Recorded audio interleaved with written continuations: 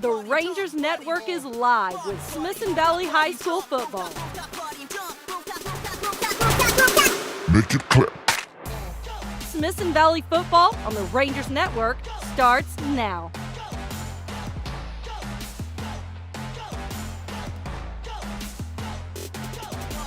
For the second week in a row, the lights are turned on a Thursday night at Ranger Stadium as Smithson Valley plays for a third straight win in 27-6A in a district matchup against the new Braunfels Unicorns.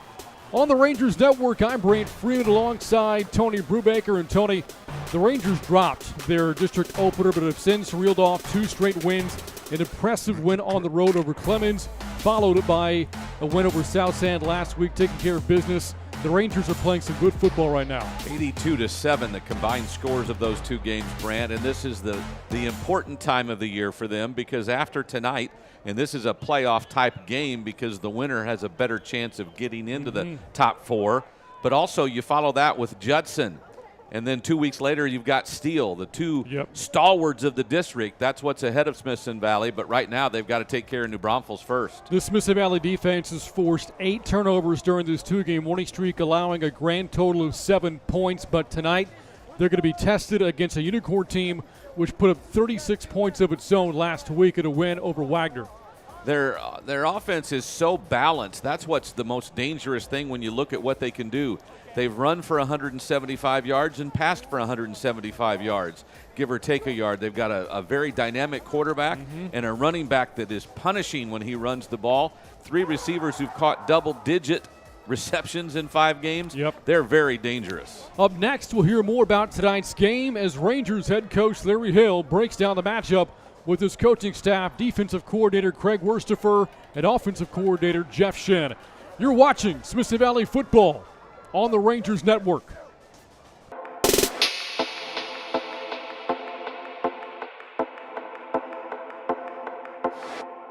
Hi, I'm John Sconyers with Sage Capital Bank. Welcome to tonight's game between the Rangers and the Unicorns. Go Rangers! A whole lot of things have changed over the past few months, but some things have stayed just the same. Here at Smithson Valley, we are still making your kids smile. You may not see that as easily with those masks on, but those smiles are just beneath. And when all this passes, and it will, you'll really be reminded of how we just keep making them smile. Thank you for your trust and support, and get your guns up.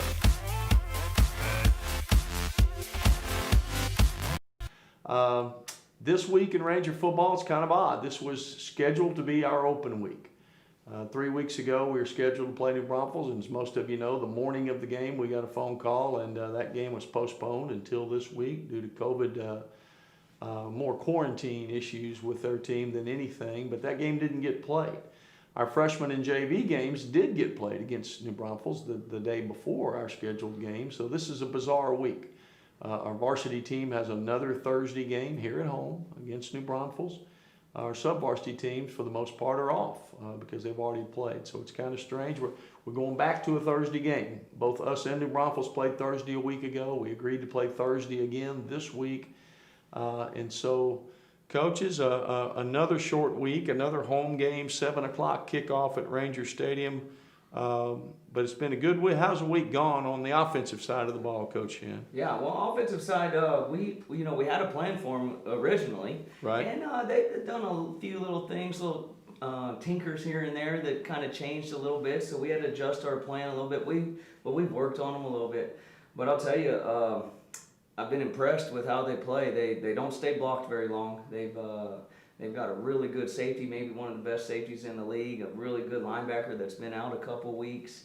So they're gonna come in here ready to play. We're gonna have to do what we do, and play hard and fight because they're a good ball club. Well, it is a short week, but they short week for them too. Both going Thursday to Thursday, so everything's pretty even. But you're right, they've really played well defensively, and of course.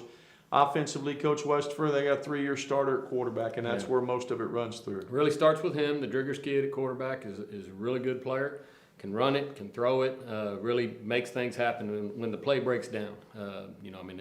He's good at improvising, buying time, finding receivers down the field. And then they got a really fine running back. He does a great job. He runs really hard. This is his second year to start. Right. And then they got several good receivers, but probably the two seniors, number 4 and number 80, they're really good players as well.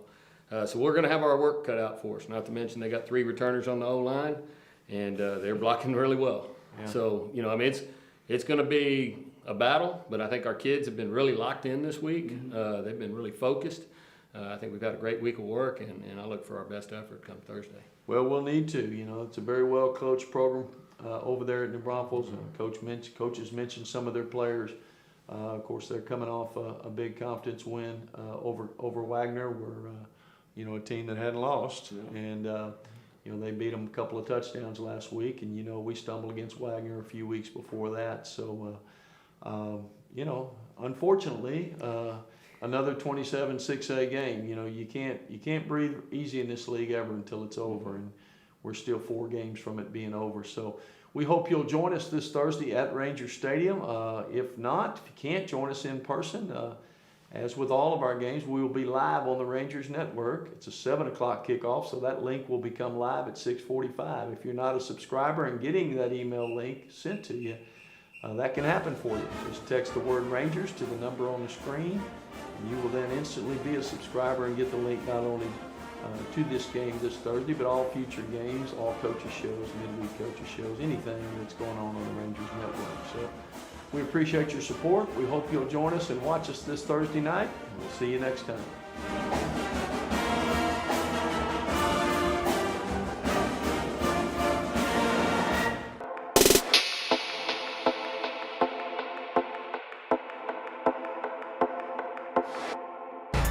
Tonight's broadcast on Rangers Network is brought to you by GVTC, Ferris Orthodontics, Smoky Moe's Barbecue, Fisher's Market, Sage Capital Bank,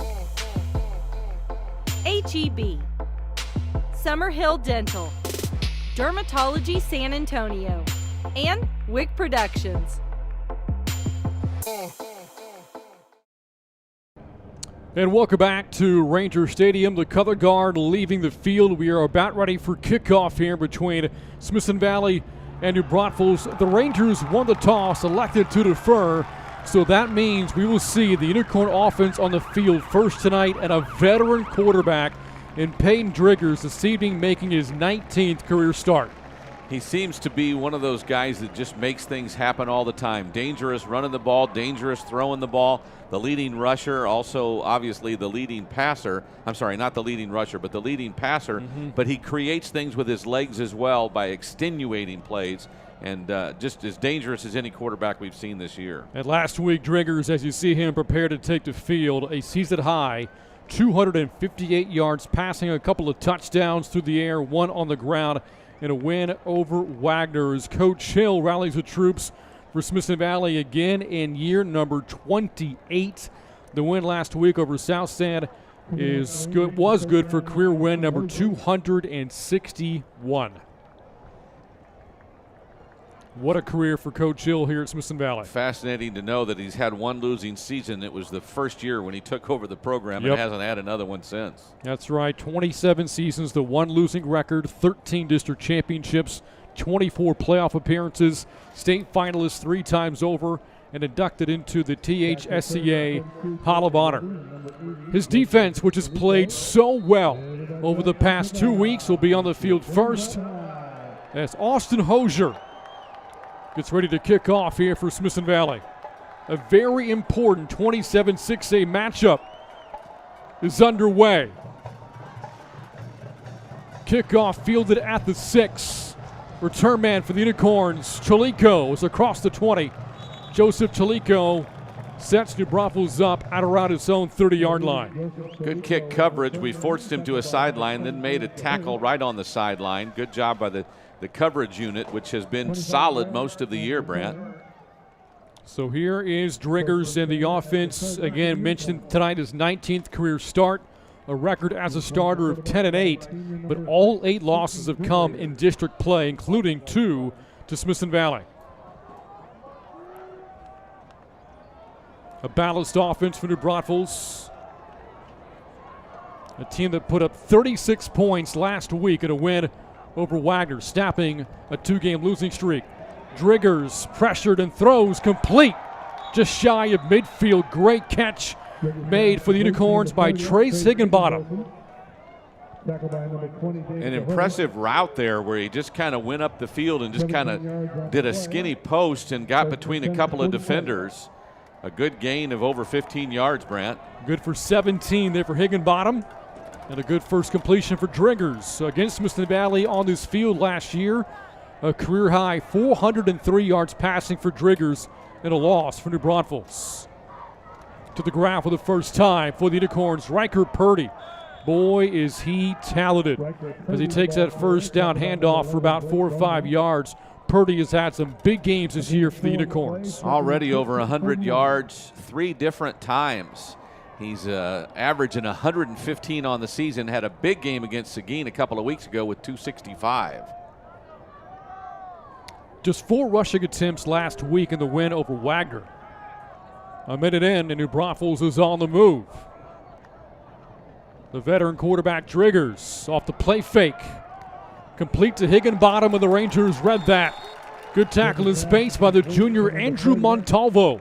Sets up 3rd down for New Braunfels and 3 to go. We know the Unicorns like to get the ball out quick and let their playmakers make plays. This time the defense read it on the trips to this side, and we're all over it and made a great tackle. Smithson Valley's done such a good job getting off the field defensively over the past 2 weeks. They have not allowed a point over the past 7 quarters of action.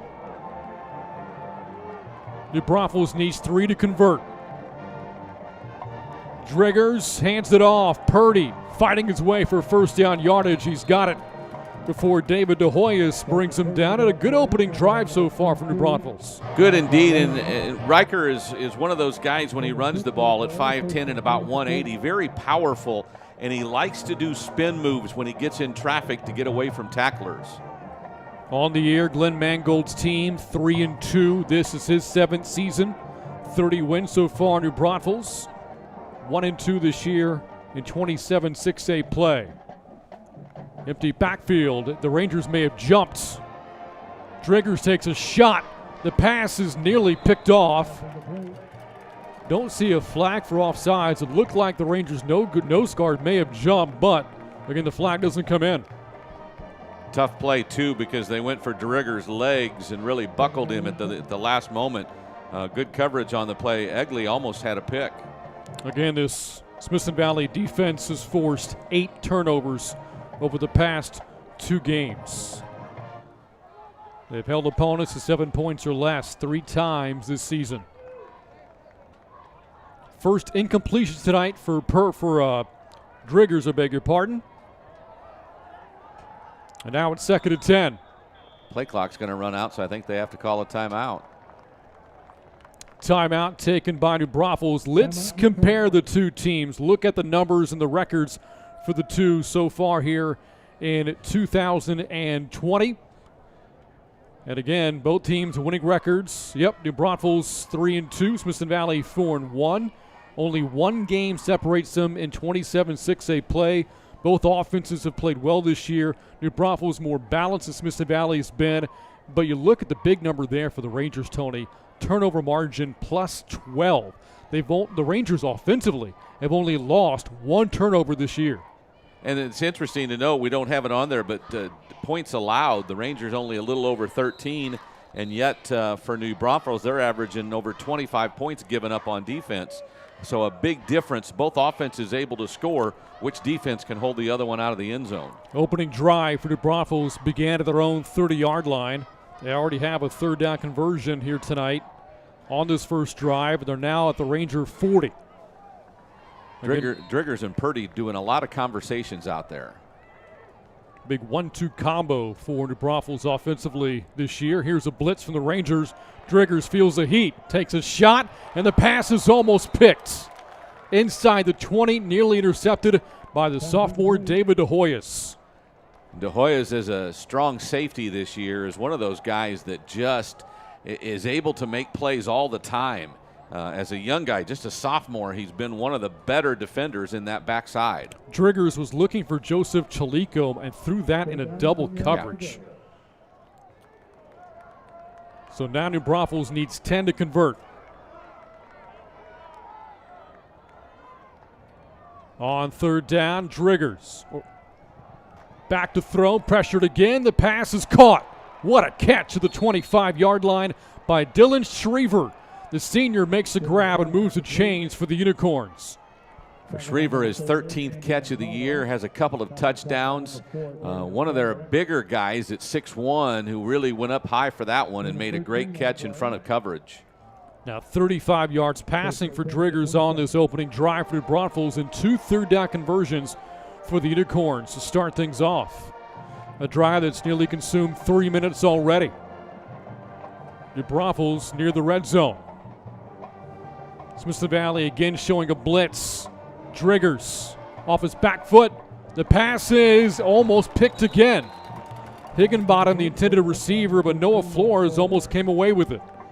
Again, Driggers is running for his life tonight. You see it on the replay. They're just all over him on every passing opportunity. Purdy's trying to block one of the blitzers, and he's whiffed about 3 plays in a row, so I'm not sure he's going to stay on the field much longer if he can't pick up a blitz. Smithson Valley's front seven has been so good in district play. In 3 27-6A games, they have 36 tackles for loss and 9 sacks.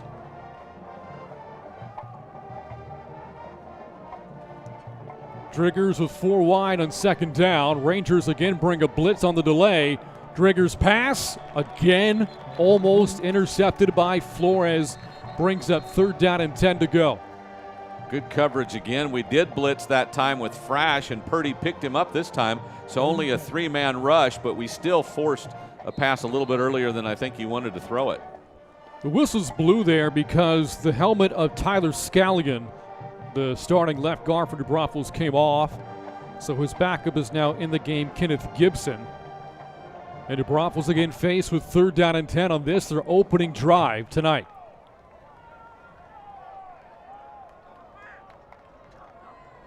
Here's the blitz. Driggers steps up, throws towards the end zone, batted away.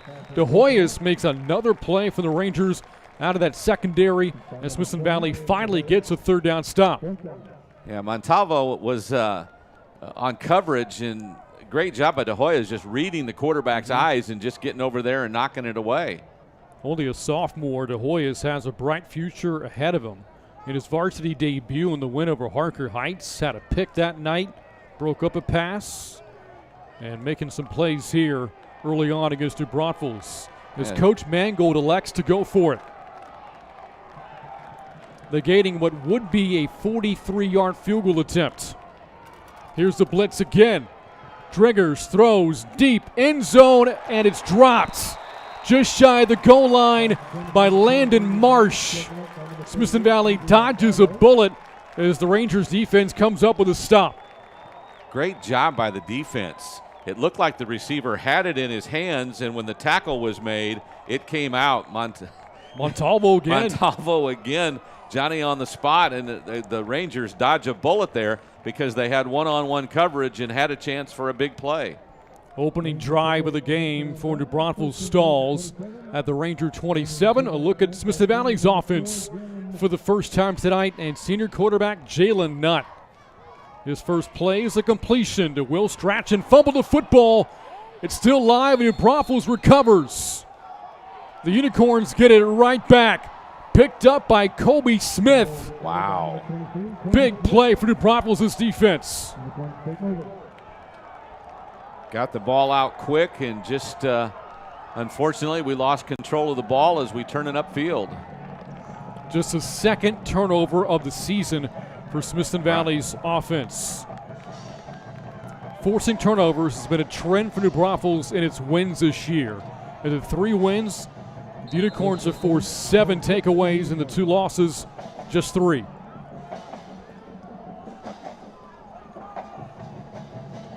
Taking over at the Ranger 26. Long handoff for Purdy. And the Rangers are right there. Gavin Woods, the tackle. Ball and went the ball, down, and I think the Rangers got it. How about that? Back-to-back plays resulting in turnovers. Smithson Valley gets it right back. I'm not so sure it wasn't Gavin Woods that made the hit that knocked it away. Jumping on the ball was Malachi Lane. Malachi Lane ends up with it. And Woods the one that knocked it free. So how about the last couple of sequences for the Rangers defensively? David DeHoyas on a pass breakup, Gavin Woods a forced fumble, a couple of sophomores making plays for the Rangers. So none of the offense back out there. Justin Avery got forced back. Great play by the New Braunfels defense coming in to make the tackle. James Windrow, and Smithson Valley faced with 2nd down and 9. Avery starting at running back tonight for the Rangers. Had a couple of rushing touchdowns last week.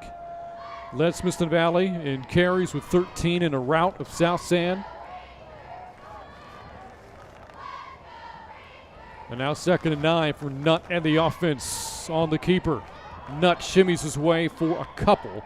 Windrow another tackle for New Braunfels. And Jalen Nutt can really run with the football. Tony, you saw it a couple of weeks ago against Clemens. Their defensive line right now, it looks like they're just standing up the offensive linemen, and the linebackers are getting through and making the tackles, similar to what you see on most of their numbers this year. But this defense right now looks pretty fired up for the Unicorns. Mentioned Nutt, big numbers against Clemens. 4 rushing touchdowns that night in shirts. On the draw, Avery looking for room, and he is well short of the 1st down on that draw call by Smithson Valley. And again, Windrow in on a play for the New Braunfels defense, and the Unicorns force a 3 and out. Kind of unusual that Gabe Hoskins is usually the tailback that gets most of the carries early, but Avery getting the look early on tonight. So Coach Hill will punt the ball away to New Braunfels. It's Wyatt Hayden averaging about 36 yards a punt this year.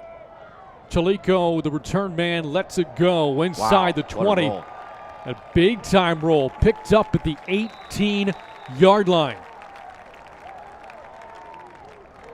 That's going to go down as a 46-yard punt off the foot of Hayden. And New Braunfels out on offense for the 3rd time tonight. Again, the last play New Braunfels ran on offense, a fumble by that man right there, Riker Purdy. Ball was forced out by Gavin Woods, jumped on by Malachi Lane. It almost looked like on those 2 possessions we're playing in the rain or something with a slippery ball, but it is not the case tonight. Gorgeous November night here on a Thursday at Smithson Valley. 2nd straight Thursday both the Rangers and Unicorns are playing. Driggers off the play fake, complete but hit right away. Bowman the tackle of Landon Marsh, the sophomore for New Braunfels.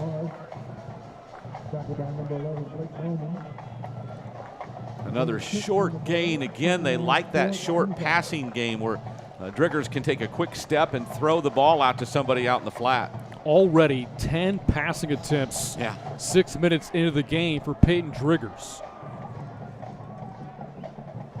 Smithson Valley held South San at 27 yards passing last week.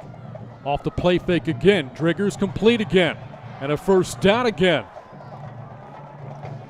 Just shy of the 40-yard line goes Marsh. Marsh, just 2 catches for him since his season opener. Back-to-back catches here for New Braunfels, and they've got it at their own 40-yard line. They're flooding the side and sending several receivers out, and just one of them is stop it, and the coverage is having a hard time remembering or figuring out which one's going to stop. That's a gain of 16 yards. On 1st down, Driggers, low throw but caught. Brought in, just shy of the 45 by Jacob Redding, another sophomore making a play. And New Braunfels offensively looking good here on the 3rd possession of the game. He was the inside receiver who just did a little look-in route over the middle behind the linebacker and open enough to make a gain of only 4, but they are getting positive gains on almost every play. And now Driggers completions to 4 different receivers, spreading the wealth here in the 1st quarter.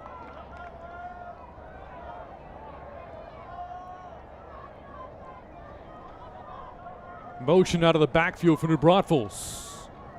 Handoff, Purdy, a big hole up the middle, and able to crash right through it. And that'll move the chains again. First time Purdy's touched the ball since his lost fumble earlier in the quarter. Toby West had the tackle, but again, he's meeting him 6-7 yards down the field. A big hole that time on the left side behind the tackle and guard.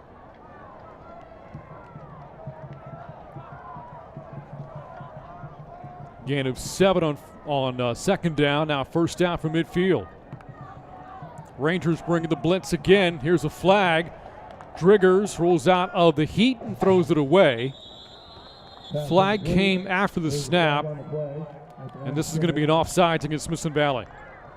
The receiver on that side had fallen down. That's why he couldn't come back for the pass, but Driggers had to get rid of it with the pressure. Frash was in his face when he threw it. First time the Rangers have been flagged tonight.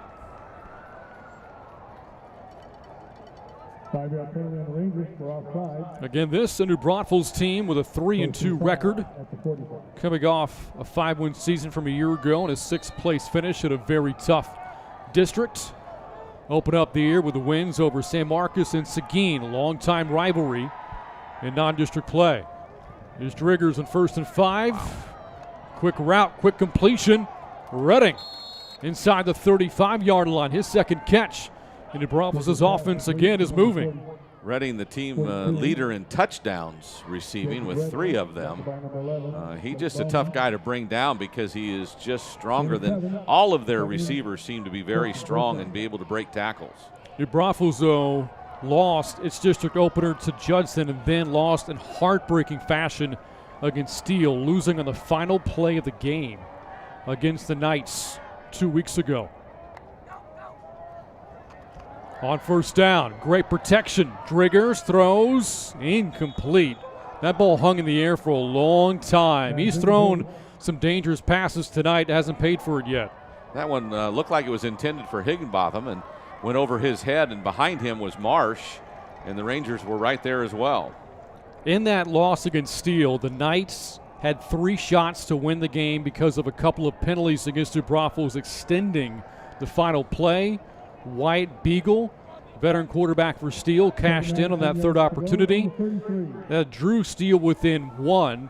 The Knights elected to go for 2, and Beagle took it in. A 22-21 walk-off win for Steele that night. Driggers over the middle, incomplete, threw it behind the intended receiver, Marsh, and it's 3rd and 10. You know, it's funny. You don't ever know how different players are going to react to pressure. Him being a senior, you thought he'd be a little tougher, but he seems to be missing throws by 2, 3, 4, 5 feet because of the pressure. That time I think we brought 5 or 6 and got to him. New Braunfels has been very good on 3rd downs tonight. Coach Mango looks on. Former player at nearby Texas State, then known as Southwest Texas back in the 80s. 3rd and 10, blitz again. Drigger steps up, takes off to run. He's got the first down inside the 20 and does it with his legs this time. New Braunfels again converts 3rd and long. That's a dangerous play when he can break containment with his legs. He doesn't run a lot, but when he does, he seems to make really big plays with his legs. A gain of 17 yards for Driggers. Did have a rushing touchdown last week. As you heard Tony say, though, no more for his ability to throw the football. More than 3,600 yards passing in his career, 33 touchdowns. On first down is Purdy. Got hit and stacked up at about the 15. Settles for a 2-yard gain. You don't see it very often, but I think he escaped the tackle of Trey Moore to get a couple of more yards, and you don't see that happen very often. Boy, this first quarter has been dominated by New Braunfels in terms of time of possession. The Rangers have run 4 plays in offense here in the first quarter. For what, Tony? Feels like a grand total of maybe a minute and 6 seconds or so. And one of them was a fumble. Inside of 2:40 to go in the first. New Braunfels knocking on the door. Driggers, flag is in. Pressured by Moore and throws the ball complete. Marsh inside the 10. Boy, you thought Driggers was simply throwing it away, but threw a completion to Marsh, but there was a flag down.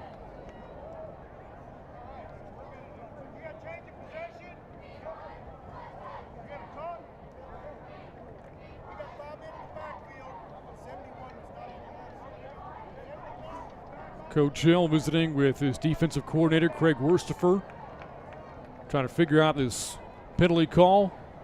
Braunfels is walking back. Yeah. It's illegal formation against Braunfels. First time the Unicorns flagged tonight. They were flagged 8 times last week. As again, Driggers, great effort, but for naught as that play is called back. In a game earlier this year, Braunfels was flagged 12 times for over 140 yards in that win over Seguin. So the 5-yard penalty just gives them more room is what they're thinking, I think, as a passing team. So coverage is just have 5 more yards to cover their guys. And again, they go trips to a side almost every play, and that's where they're making the plays. Again, New Braunfels coming off that win over Wagner last week, handing the Thunderbirds their first loss of the season. Driggers steps up. He can run. He does inside the 15 and dives ahead to set up 3rd down and medium at around the 13-yard line.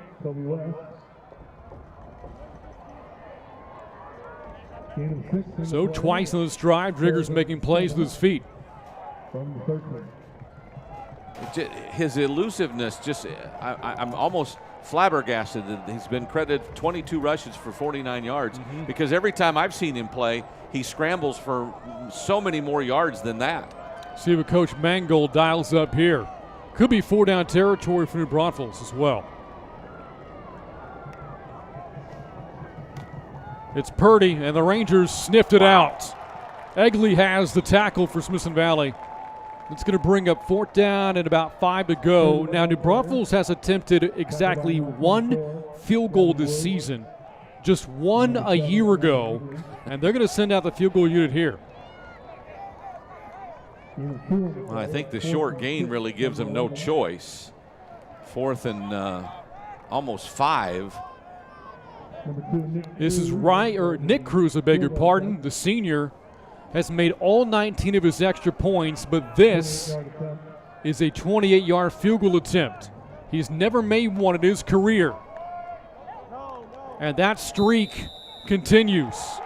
Pushed it wide left, and this game remains scoreless. He is not having a lot of luck this season to either even kick or to make a kick, and that one, to me and you, more of a chip shot than anything else, and he pulled it left.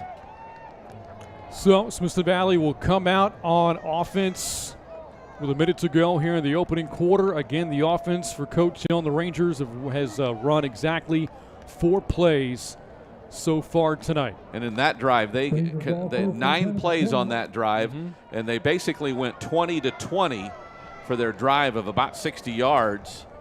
Now let's see if the Rangers can come up with some offense. Good showing here in the stands. You just saw it. Smithson Valley hosting a Thursday night game for the 2nd week in a row. Here's Nutt on 1st down off the play fake for Freeland. The catch breaks a tackle to 30. He's still going. Maverick Freeland across the 35.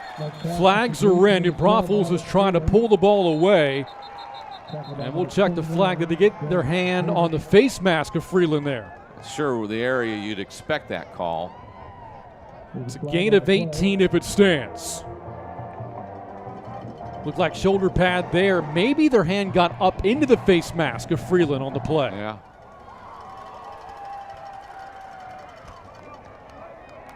That's the call. Yep. Tack on 15 more after an 18-yard completion.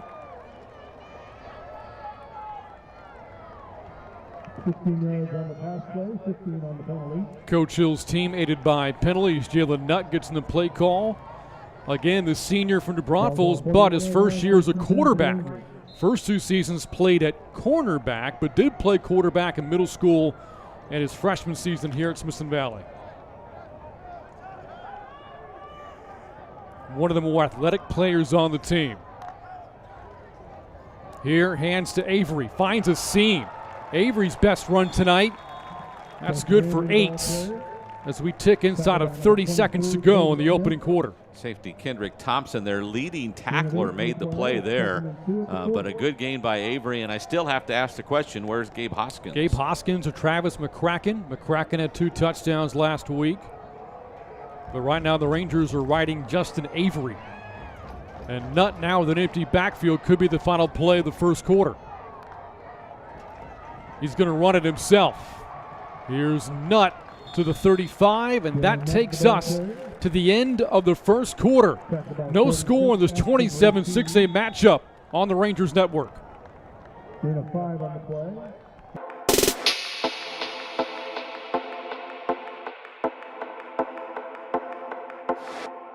Hi, I'm John Sconyers with Sage Capital Bank. Welcome to tonight's game between the Rangers and the Unicorns. Go Rangers! A whole lot of things have changed over the past few months, but some things have stayed just the same. Here at Smithson Valley, we are still making your kids smile. You may not see that as easily with those masks on, but those smiles are just beneath. And when all this passes, and it will, you'll really be reminded of how we just keep making them smile. Thank you for your trust and support, and get your guns up. Ready for the start of quarter number 2. No score after 1 here at Ranger Stadium. This Smithson Valley's best drive tonight. The last play to end the first quarter, a first down run for Jalen Nutt. Now up to New Braunfels 35. Freeland deep. Taking a shot. Freeland's got a step. He's got a touchdown. Just his second touchdown pass of the season for Jalen Nutt. And Smithson Valley has struck first. My goodness, Maverick made it. He just went straight up the field and ran by the defender. But because he stood over the defender after scoring the touchdown, we're going to get a 15-yard unsportsmanlike penalty. But back to the throw from Jalen Nutt, again through just 1 touchdown pass the first 5 games of the season. That came in the opener, and they're right on target to Maverick Freeland. And that's his second touchdown catch. And he's being talked to right now on the sidelines about the antics after the score. Yeah, there's 2 officials threw the flag because after he caught the ball, he stood up over the defender, and you just can't do that in today's game. Great throw by Jalen Nutt, though. Maverick just ran right by the defender, and he was wide open going down the sideline. They'll tack on that yardage on the ensuing kickoff as Hoser comes out for the point after. And the Rangers complete their scoring drive with 7. So Jalen Nutt has made several plays this season for Smithson Valley. You look at some of the highlights for Nutt and what he's done in 2020, his first year as a starting quarterback. Tony, he has impressed. You know, and it's funny that he's been playing on defense for the last couple of years, and he comes in and he's such a leader that has been able to accomplish so much carrying the ball, and he's made some great throws, and his favorite receiver is Maverick Freeland. Yeah, Freeland there, catch against Madison. He knows how to get into the end zone himself. Has accounted for 7 touchdowns on the year. And Smithson Valley, speaking of 7 on top, 7-0. Boy, is it tough to beat Smithson Valley here. The Rangers over the past 10 years have a home record of 44-10, an 82% winning percentage. If you come to Ranger Stadium, Tony, good luck. And you know, we don't have it, and I'm sure you don't know it off the top of your head, but I bet most of those 10 losses are district losses with the likes of Judson and Clemens and Wagner and Steele. Maybe even go further back in Reagan. Yeah. Yep. Been a productive 10 years. And for Coach Hill, going on close to a productive 30. Season number 28. What were you doing back in 1993, Tony? I was working at what was then Southwest Texas. I wasn't born yet. I was. Here's the kickoff fielded inside the 15. Chalico on the return. Across the 35, Joseph Chalico. Good return, hit by Bowman. Just shy of midfield. They're going to get called for a hold, it looks like, on the return, and that'll bring it back. It is illegal block in the back. Block in the back, so He had a lane open up, though. He got it on deep right, and he cut to his left and went across the field and seemed to have a seam that was just open up for him. Now, we were talking about Coach Glenn Mangold earlier. I mentioned his playing days in Southwest Texas. Tony, you got to know him a little bit. His senior year was my first year at the school working in the media relations office. He had a senior year that included 83 tackles as a defensive end, 10 tackles for loss, and 5 sacks. The second leading tackler on the team, the middle linebacker, was the biggest tackler, or had the most tackles, but he was a dominant force. I remember there was another young man who came along about 5, 6, 7 years later named C.J. Carroll, who was undersized. Glenn wasn't undersized, but he had an Energizer Bunny kind of attitude. He just kept going all the time. Has a great relationship with the NBISD athletic director, Jim Streety. Was an assistant under Streety when he was at Madison. And then Coach Streety hired him at New Braunfels as De Hoyos picks off Driggers. Payne Driggers have been living dangerously all night, and finally it comes back to bite him. Boy, De Hoyos really went up and high-pointed the ball and brought it in for Smithson Valley in our third turnover in a little over 12 minutes of football, but that's a big one right now with momentum. And Smithson Valley's offense was just scored on a touchdown drive, but his previous possession comes right back out. The second turnover forced tonight by this Ranger defense. And for De Hoyos, his second pick of his sophomore season. Nutt off the play fake. A deep drop. He's going deep down the field. He's got a man wide open inside the 10. Falling down for the Rangers, Zach McDonald. A little bit of a Daniel Jones there as he couldn't quite make the goal line. Well, he had to turn over his wrong shoulder to receive the ball going toward the sideline, and I think when he turned upfield, he just had so much momentum that it just took him to the ground. But first and goal for the Rangers. That's a gain of 42 yards. Nutt's last 2 passes going for 77. Now goal to go inside the 5. Handoff, Avery. He's got it. Justin Avery scored twice last night, his first this evening, and Smithson Valley has built a 13-0 lead. Boy, Avery found a hole as he went right off right guard, and there was just space for anybody to go through. 2 backs in the backfield. I think McCracken was back there with him, but he found pay dirt in a hurry. So the Rangers capitalize off the New Braunfels mistake after the pick thrown by Driggers 2 plays later. The Rangers in the end zone. Hoser's point after good. A minute into the second, it's 14-0 Smithson Valley on the Rangers Network.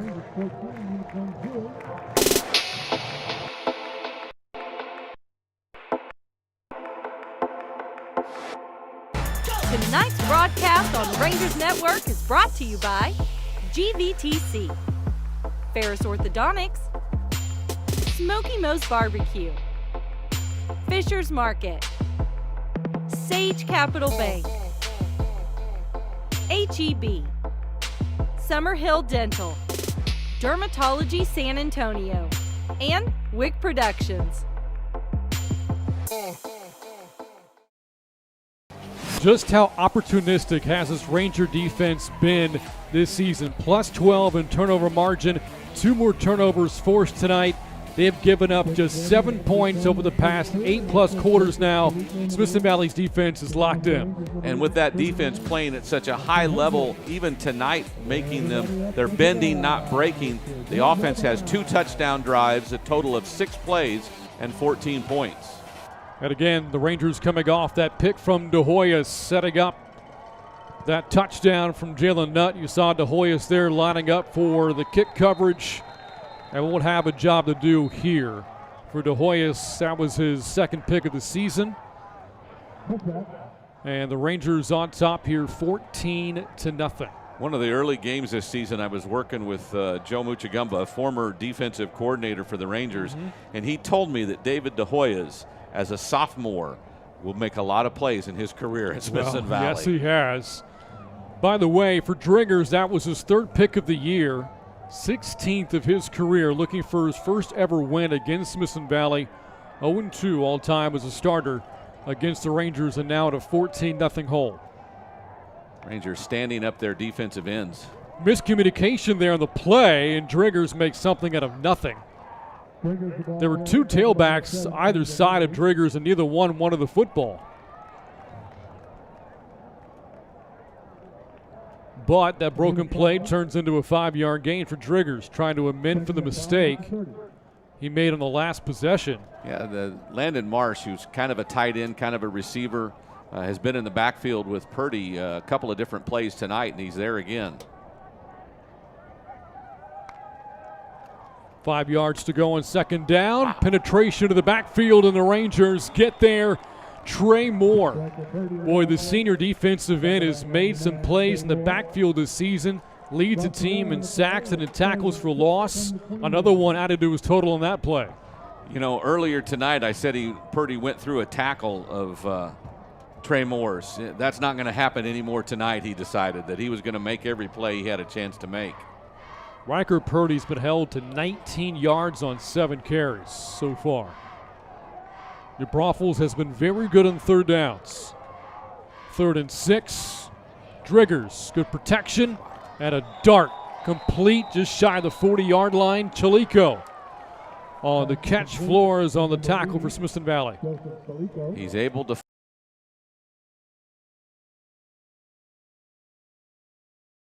say that Peyton Driggers is getting sharper as the game goes along.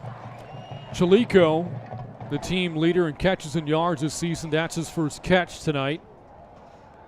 Coming off a big game against Wagner last week. And the game, New Braunfels won 36-19. Driggers in the flat. Redding got smashed short of the 45-yard line. Stop made by Wyatt Hansen. New Braunfels, though, staying ahead of the chains. It's 2nd down and 6 to go. It is amazing on this defensive unit of the Rangers. The way they run to the ball is just remarkable. There you have an outside linebacker getting out to a receiver clear out by the numbers. Again, New Braunfels tends to be balanced offensively, but Driggers has now thrown 17 passes already. One of those a pick earlier in this quarter. That pass is caught inside the 45-yard line. Another catch for Landon Marsh. Moves the chains again for New Braunfels.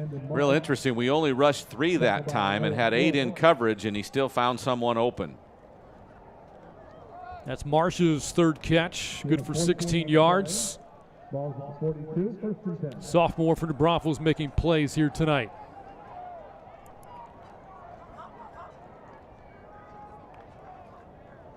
Here's a blitz from Smithson Valley. Driggers steps up. Moore chasing him. Malachi Lane lassos him inside the 40-yard line, holding him to about a 5-yard gain.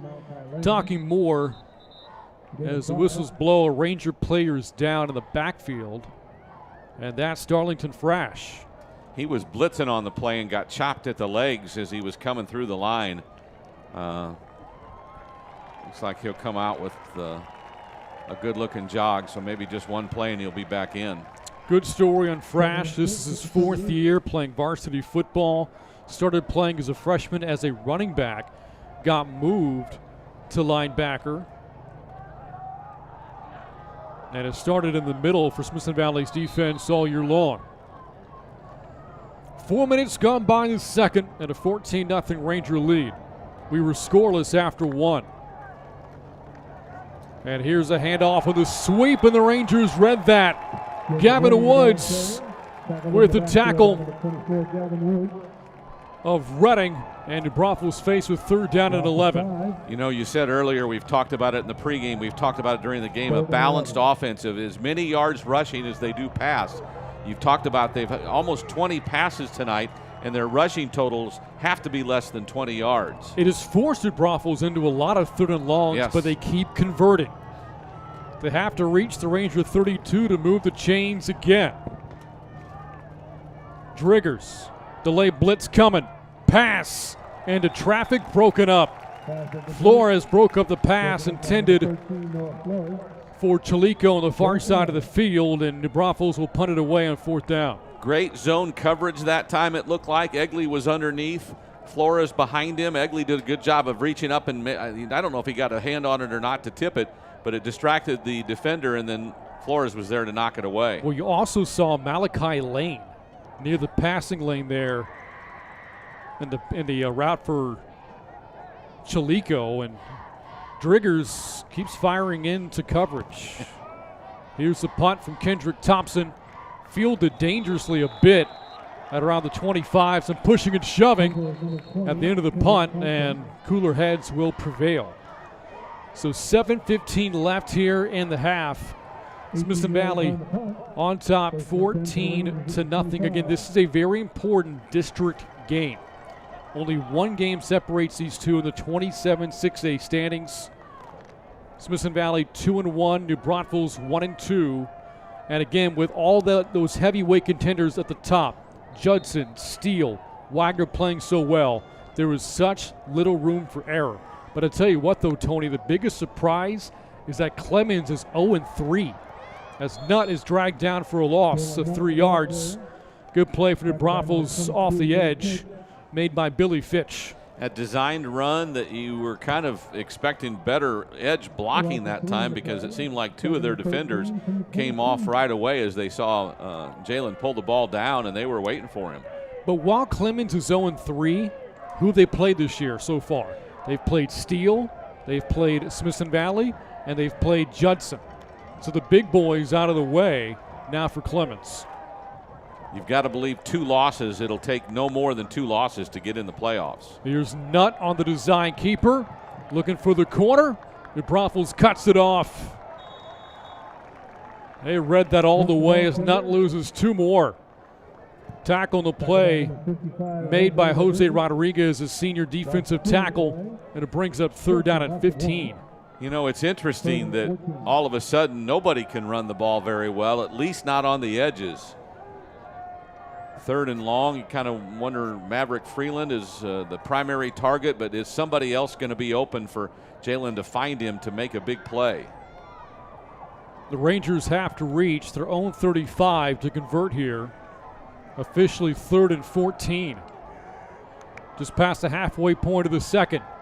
Here's Nutt going deep again. And the pass is incomplete. Strachan was well covered down the field. Step-for-step coverage from New Braunfels from Jaden Shriver. And it brings up 4th down. Yeah, he turned and he was going to go to Strachan the whole way, and he was well covered on the play. So I think just something to maybe go up and see if you can get a penalty or make a deflection or something to get the ball out of deep territory. That is the first misfire of the game for Jalen Nutt. Hayden out to punt it away for the Rangers for the 2nd time tonight. Chalico back to return, a line drive. Chalico will let it go. Another favorable roll there as Egley picks it up. And Smithson Valley puts New Braunfels at the 35-yard line with 5 minutes and change to go here in the first half. Should note that Smithson Valley's been a second-half team. New Braunfels staring down the barrel of a deficit, and the Rangers have not lost a game this year when leading at halftime. 40 yards on the punt. Again, I thought that time Chalico was going to field it, but the coverage team came down so fast, I don't think he wanted to take that risk.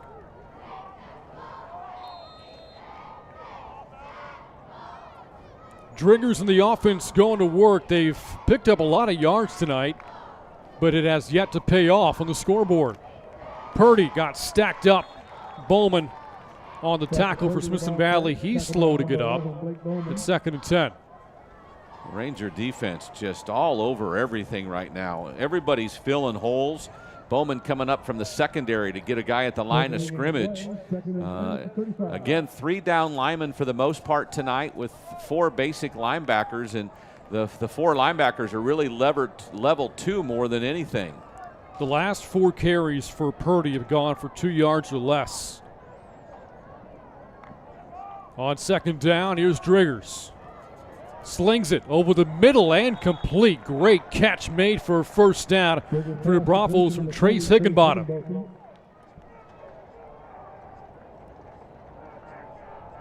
So they continue to move the chains. One of their 4 receivers has been open every time he's tried to find them, And again, he makes connection for a first down. It's a gain of 11 yards. Higginbottom's third catch. And New Braunfels again sniffing Smithson Valley territory. The motion man, Aiden Bauman. Smithson Valley showing a blitz. They'll bring it again. Driggers again feels the pressure. Has to get rid of it. He didn't get it back to the line of scrimmage. That's going to be grounding. And the Ranger sideline asking for the flag. Yep. He was still within the tackle box as well. Never got the ball back to the line of scrimmage. Coach Hill pointing to say he didn't get it there.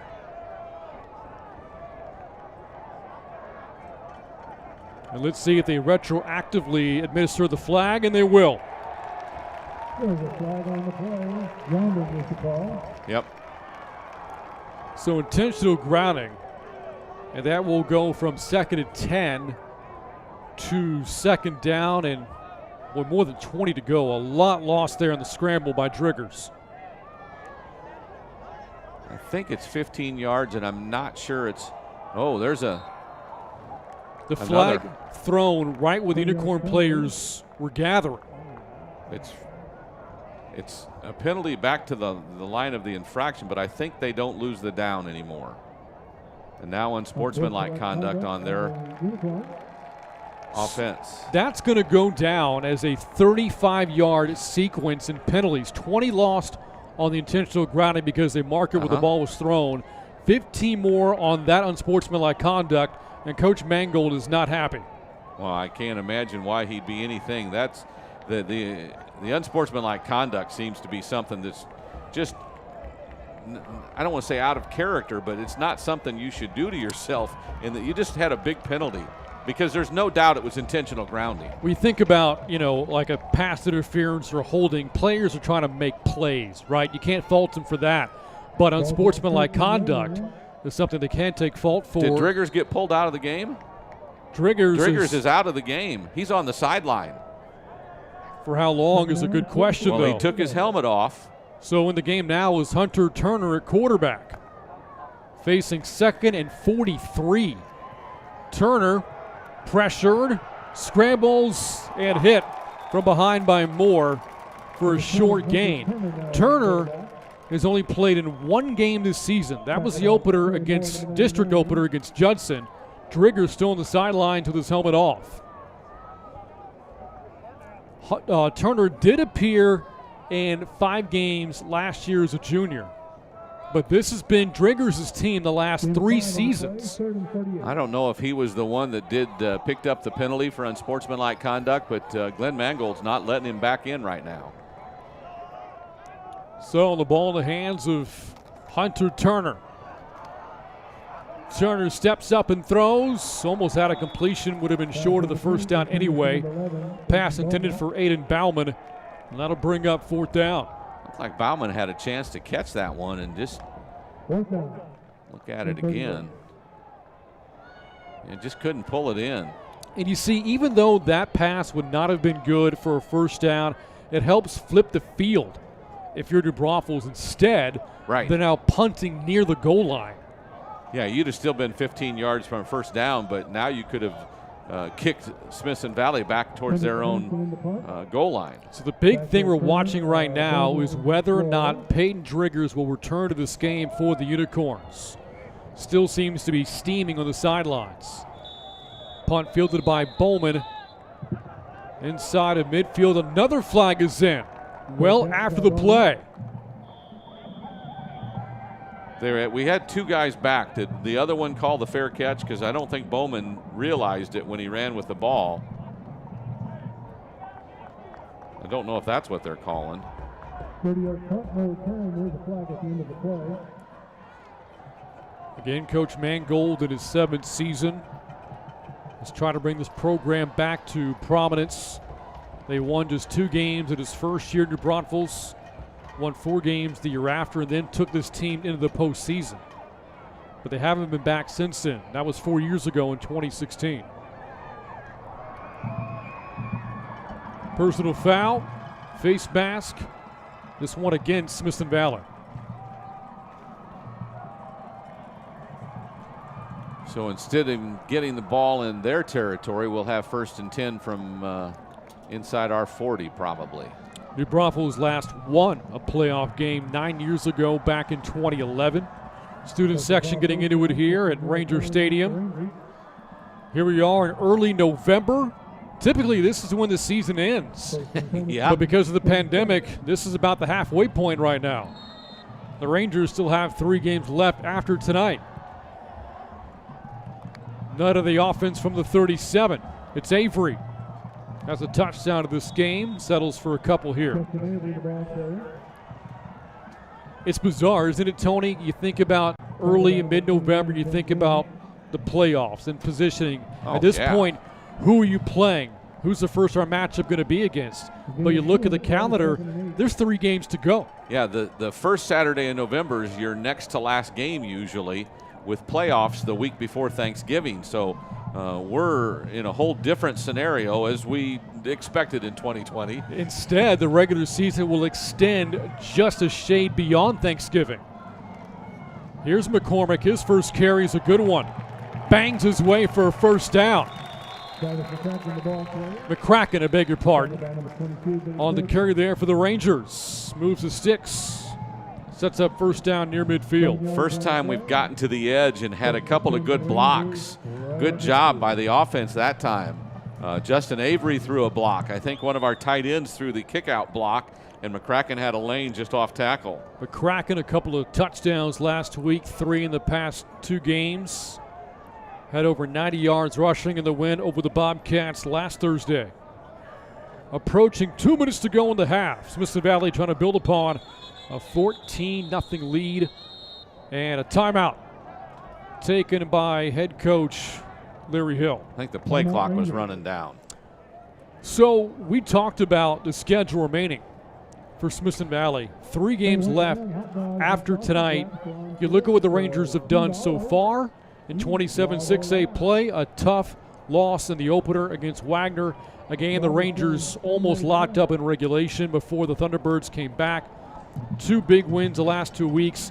The Clemens game, the manner in which the Rangers won, more surprising than the result itself. But then Judson coming up next week and Steele, the final game of the season. It's always a difficult district. 27-6A is what we call it now. It is when you have Judson, Steele, Clemens, even though we beat him this year, and Wagner, who give us our only loss. This is a tough district. If you can finish 3rd or 4th, you've done some good work. If you finish 1st or 2nd, then you've got an elite team.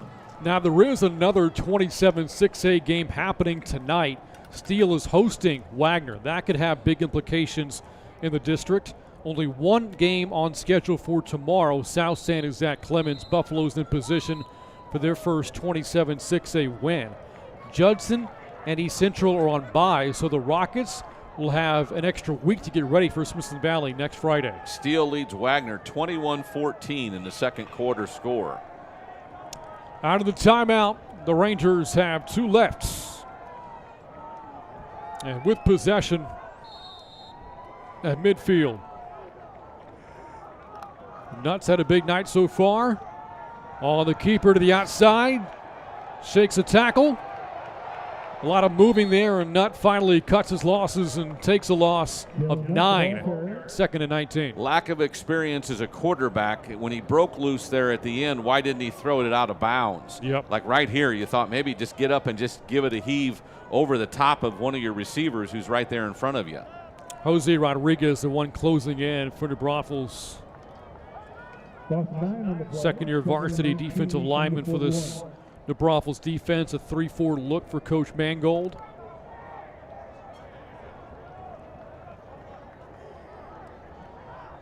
And typically this has been a defense you could run the ball against, as Coach Hill is not happy on the formation there and calls for a second timeout. The Unicorns are giving up more than 260 yards on the ground per game. I mentioned Judson earlier. The Rockets put up more than 400 yards in their win over the Unicorns in the district opener. And Smithson Valley has been able to run the ball against virtually everybody this season. So tonight, the lack of a consistent ground game has been a bit of a surprise. 232 yards a game, and you mentioned it. In all 5 games, they've had the ability to run the ball at least a little bit to take some pressure off of your quarterback. Tonight, again, without Hoskins, that we see him on the sideline. We don't know why he's not on the field. Maybe we'll see him in the second half. But this is a running game that's been able to ground out some yards between Nutt and Hoskins, McCracken and Avery. They've all contributed to that game, ground game this year. That's not been able to do much this year. Everybody getting ready for the halftime festivities here at Smithson Valley.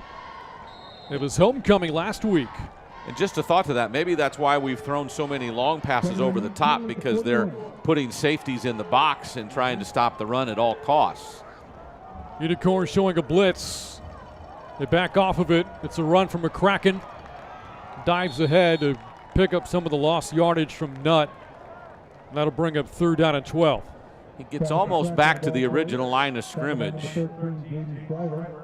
So not a bad run on a 2nd and long type of situation. So again, no Gabe Hoskins so far tonight for Smithson Valley. It's been McCracken and Justin Avery.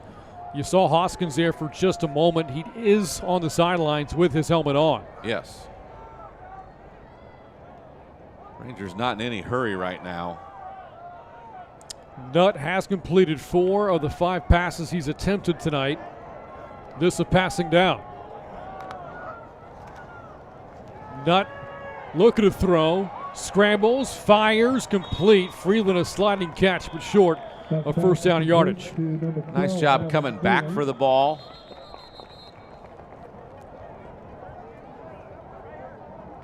It's a gain of 7 yards. Whistle's blew. Did somebody call for a timeout? Was there a flag in the play? I don't see a flag. I wonder if Glenn Mangold called a timeout, because he's talking to the referee now. So illegal man downfield for Smithson Valley. That will negate the play. It remains 3rd down. Guess our linesman on the far side must have thrown it. We just didn't see it.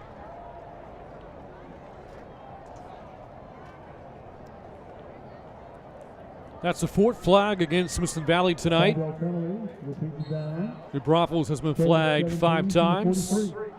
And again had a big penalty sequence on their last possession, leading to the removal of Peyton Triggers, but we don't know for how long.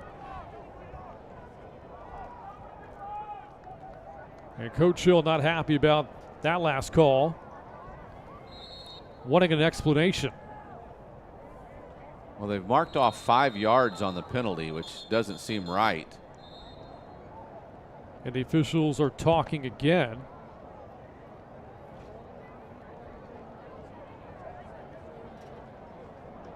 I believe a team timeout was just called as the officials meet with Coach Hill. Well, we talked about Coach Mangold trying to turn around this program. If you look at the last 4 seasons for the Braunfels, you see what they've been able to accomplish. A lot of those wins, though, as you can tell by the district standing, have come in non-district play.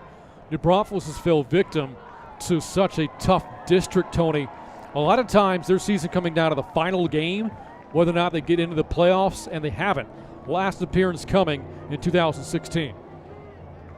Part of it is the ebb and flow of a program. Before Glenn Mangold there, it was Chuck Caniford who took his team to the state finals or state quarterfinals a couple of times, state semifinals.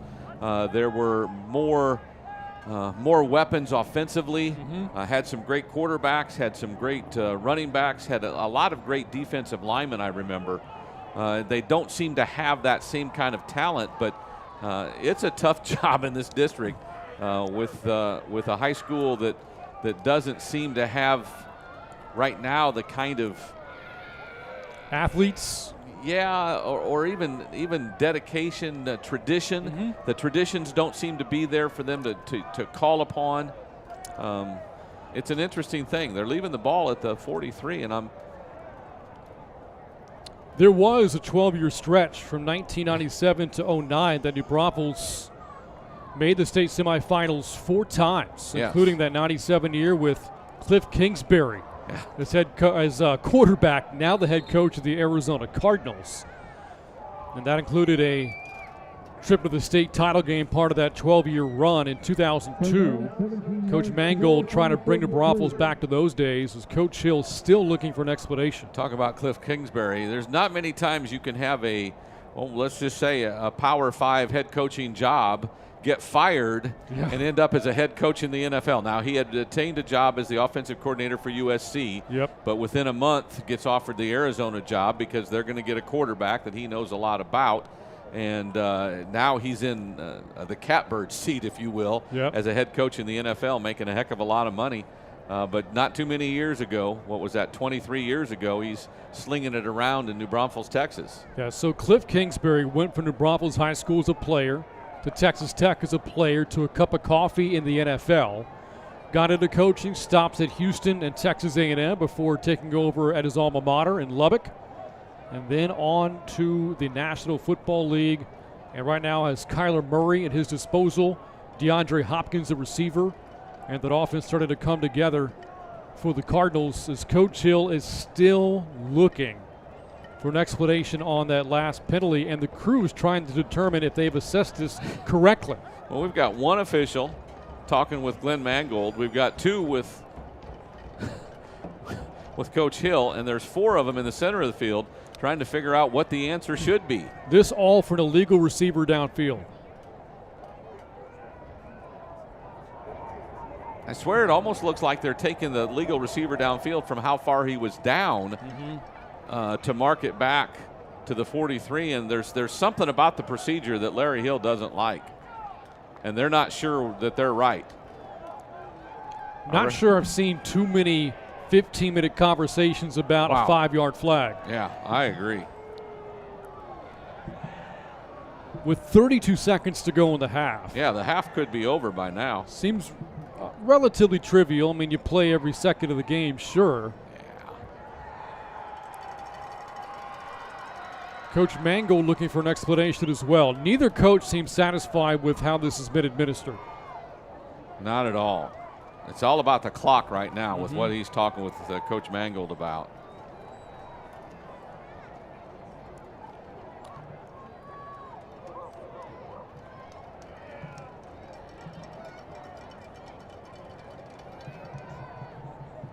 Coach Hill looking on. Jalen Nutt is quarterback, waiting for instruction what to do next. I know the feeling. Yes. So I think this has finally been handled. They're winding the clock to start it after a penalty, which I'm startled by that one. But and wouldn't it be something? Now, the Rangers do have to run a play. There's about a 4-5 second difference between the play clock and the game clock. But wouldn't it be something if Smithson Valley just sits in the football here anyway? It looks like that's exactly what's going to happen. Clock winds down, and the Rangers spend their third and final timeout. What a sequence there, huh? And now we have a timeout. Man, you couldn't write a story like this. You could not write this out. I think our officials are still wondering what happened and whether they did the right thing.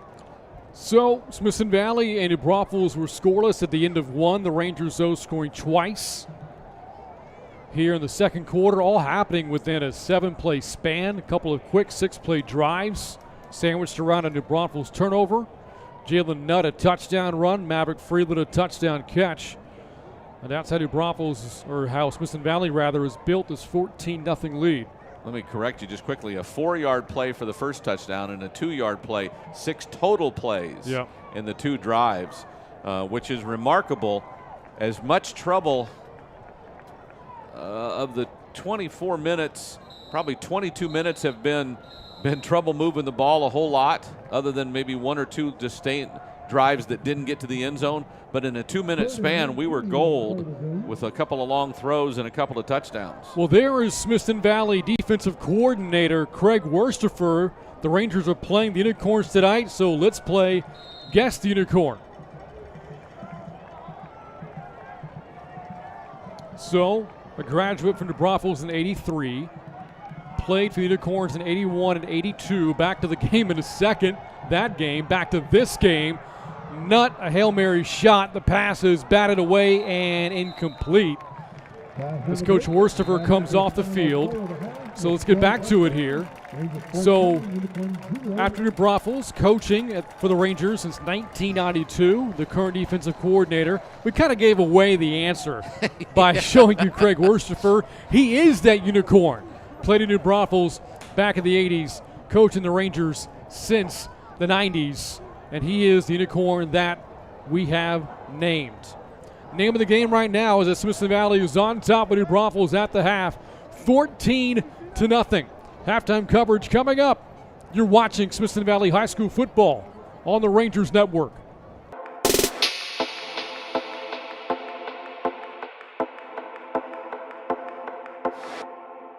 Tonight's broadcast on Rangers Network is brought to you by GVTC, Ferris Orthodontics, Smoky Moe's Barbecue, Fisher's Market, Sage Capital Bank,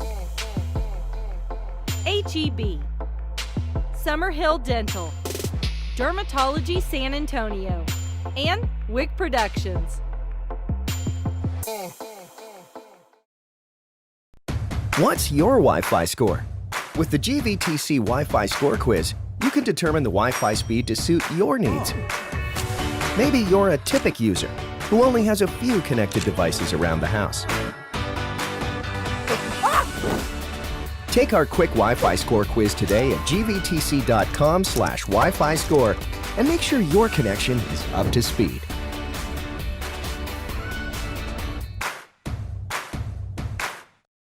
Hi, I'm Lena Bolin and I'm the mortgage lender at Sage Capital Bank. It's halftime at Ranger Stadium and the Ranger Band is ready to take the field. Go Rangers! I'm Dr. Matt Bayless with Summerhill Dental. If you've been putting off going to see the dentist out of fear, I want you to know that it's time to go see your dentist. We have a procedure in place on how we intake patients and how we handle all patients to make sure everybody's experience here at our office is safe and productive. People have been afraid to go to the dentist just for a routine cleaning, but we've got you covered. It's time to come back and see your dentist. Summerhill Dental, your Smithson Valley dentist.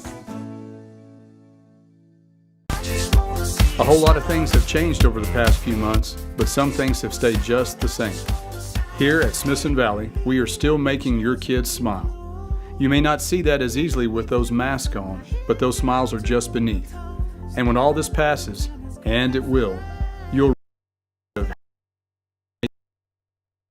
for your trust and support, and get your guns up.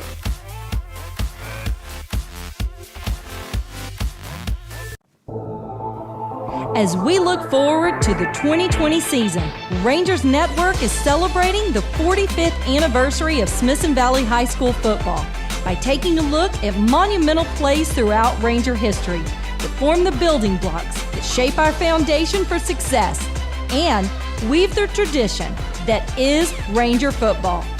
Head coach Larry Hill has reunited the coaches and players to relive the magical moments one more time. Get your guns up for the year 1994. Smithson Valley football has won nearly 240 games in the past 23 years, an average of 10-plus games a year. They played in 3 state championship games, 6 state semifinal games, 9 quarterfinal games. They've sent a number of players to play at the next level. And in essence, the program has become synonymous with among the better programs in the state of Texas. But like most significant programs, there was a beginning. There was a launching point. Today's episode is going to examine that pivotal game, and with that game, the signature play that is still talked about 26 years later. Today, we go back to October 7th, 1994. Smithson Valley versus Canyon. Those familiar with the rivalry, Canyon was the original school, the one and only high school in Comal ISD. And Smithson Valley was formed in 1976, but the 2 schools didn't play until 1980. In the next 12 meetings, Smithson Valley only won 2 of those games. The season before this game is played, in 1993, Canyon had advanced 2 or 3 rounds in the playoffs and had a great many of those players back for the 94 squad. for this particular game. Smithson Valley, on the other hand, had a new coach in 1993. Coach Larry Hill was hired, and quite frankly, in 1993, his first year, he had no better luck against Canyon than anyone else. The Rangers lost that game 39-14, and were 1-9 on the season. So 1994 is the second year of a new regime, a new era. But most people on the outside of the program felt like it would be more of the same. Didn't know exactly who would win the district, as the graphic says, but it's clear that Smithson Valley is going to finish last. So today we're joined by three members of both the 93 team that experienced the 1-9 the previous season, and also the 94 team that will make history and have so many breakthroughs and will result in the first ever playoff trip. Joining us today, we have Bobby Falkenberg, Brandon Parrott, and David Mangan. And guys, we appreciate y'all being here today. Thanks for having us, Coach. It's fun boys, to be when I say boys, now how old are you guys now? Bobby, how old are you? No, that's not fair. Don't answer, Bobby. Don't answer. I'm 43. Brandon's older than me, though, I guarantee you. That's just not possible, I don't think. I know it's been a while since we played this game, but it doesn't seem that long ago. So I must have taken the job when I was 12 years old then. So if y'all are that old. But let's start with Bobby Falkenberg. He's a stalwart offensive tackle for that 94 team, this one we're going to target today. Bobby, what was the feeling going into the 94 season? Was there a sense that something was about to change? I think so. I know I was very excited about it. I felt like we did the first ever boot camp in the off season before. That was a whole different level. That was something none of us were used to. And, we had that rebuilding year, as they like to call it, where we went 1-9. But I remember back, and I know David probably does too. I don't think Brandon was there yet. But I remember this young guy coming in and telling us when we were sophomores, there were 7 words, and they were said like this: "We're going to get out of our walk," and we did. We took a year to do it, but you definitely took us out of our walk. We were running from the classroom down to the field, and I think going into that 94 season, I felt different. I felt like things had finally come together for a group of guys that had been on a losing team for years. Well, Brandon Parrott's with us today. Brandon was a two-way player for us, excelled both at wide receiver and at defensive back. And Brandon, you just heard Bobby talking about the offseason and in the preseason now, the 5 games leading up to the Canyon game, that was different. It was completely different. Coming out of that 1-9 season the year before, where I think of those 9 losses, only one of those losses was by more than a touchdown. Everything else was 6 points or less. So we had been right there knocking on the door. We just couldn't get the job done. And so coming into the senior year, it was what's it going to take to get us over that hump and be able to finish the job. As we got that momentum going, for me, Coach, it's thinking back to that Burbank win, the 2-0. Burbank was also having a resurgence that year and was 2-0. And there was an Express News article about their resurgence. Well, little did they know that we were going to rattle off 8. And so it was walking out of Alamo Stadium with that win that I felt like really gave us that momentum, and we were able to go on that run. I think you're right. Confidence matters, and we began to get it. We were 5-0 in our non-district games, and now we're going to start game 6, and district play starts. Today with us, we also have David Mangan. David was the quarterback for the Rangers in 1994. David, let's get your viewpoint leading up to game 6 against Canyon. What was the mood of the team like approaching this game? Yeah, I think we were all really confident up to that. We had gotten 5-0 and never done that before, so we were super excited. But at the same time, I think pretty much we were really nervous too, because we were about to play a team that was, we felt was just as good or better than us. So going into that game, we were all just really nervous, but at the same time, very confident. And I know, I speak for everybody else, we did not want to lose that game. So we wanted to continue to build, on our winning season. So we were going to do everything it took to get that done. Well, I think you're right. We were a little bit nervous, but we were ready. And, there were some comments coming from the other side that we were 5-0, but had not won a significant game yet. And there's some merit to that. We hadn't won a district game yet. We hadn't won a big game. And we hadn't played anybody yet that probably was as talented and had as good a ball club as they did. So, well, to lay the groundwork for this drive, this last-minute drive, and, of course, the play that will highlight it, let's briefly discuss what has happened in the game up to this point, and we'll pick it up.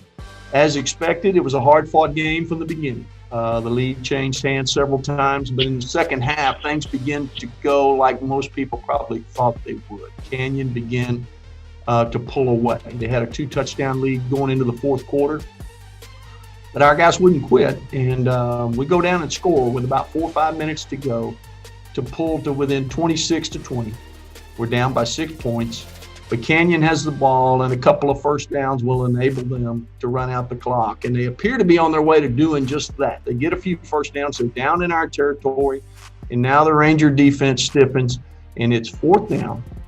And we're either going to stop them and get a chance to have a last-minute drive, or they're going to convert the first down, kneel down a couple of times, and, the game will be over. So there's hope. But it's going to come down to this play. So let's go to the tape.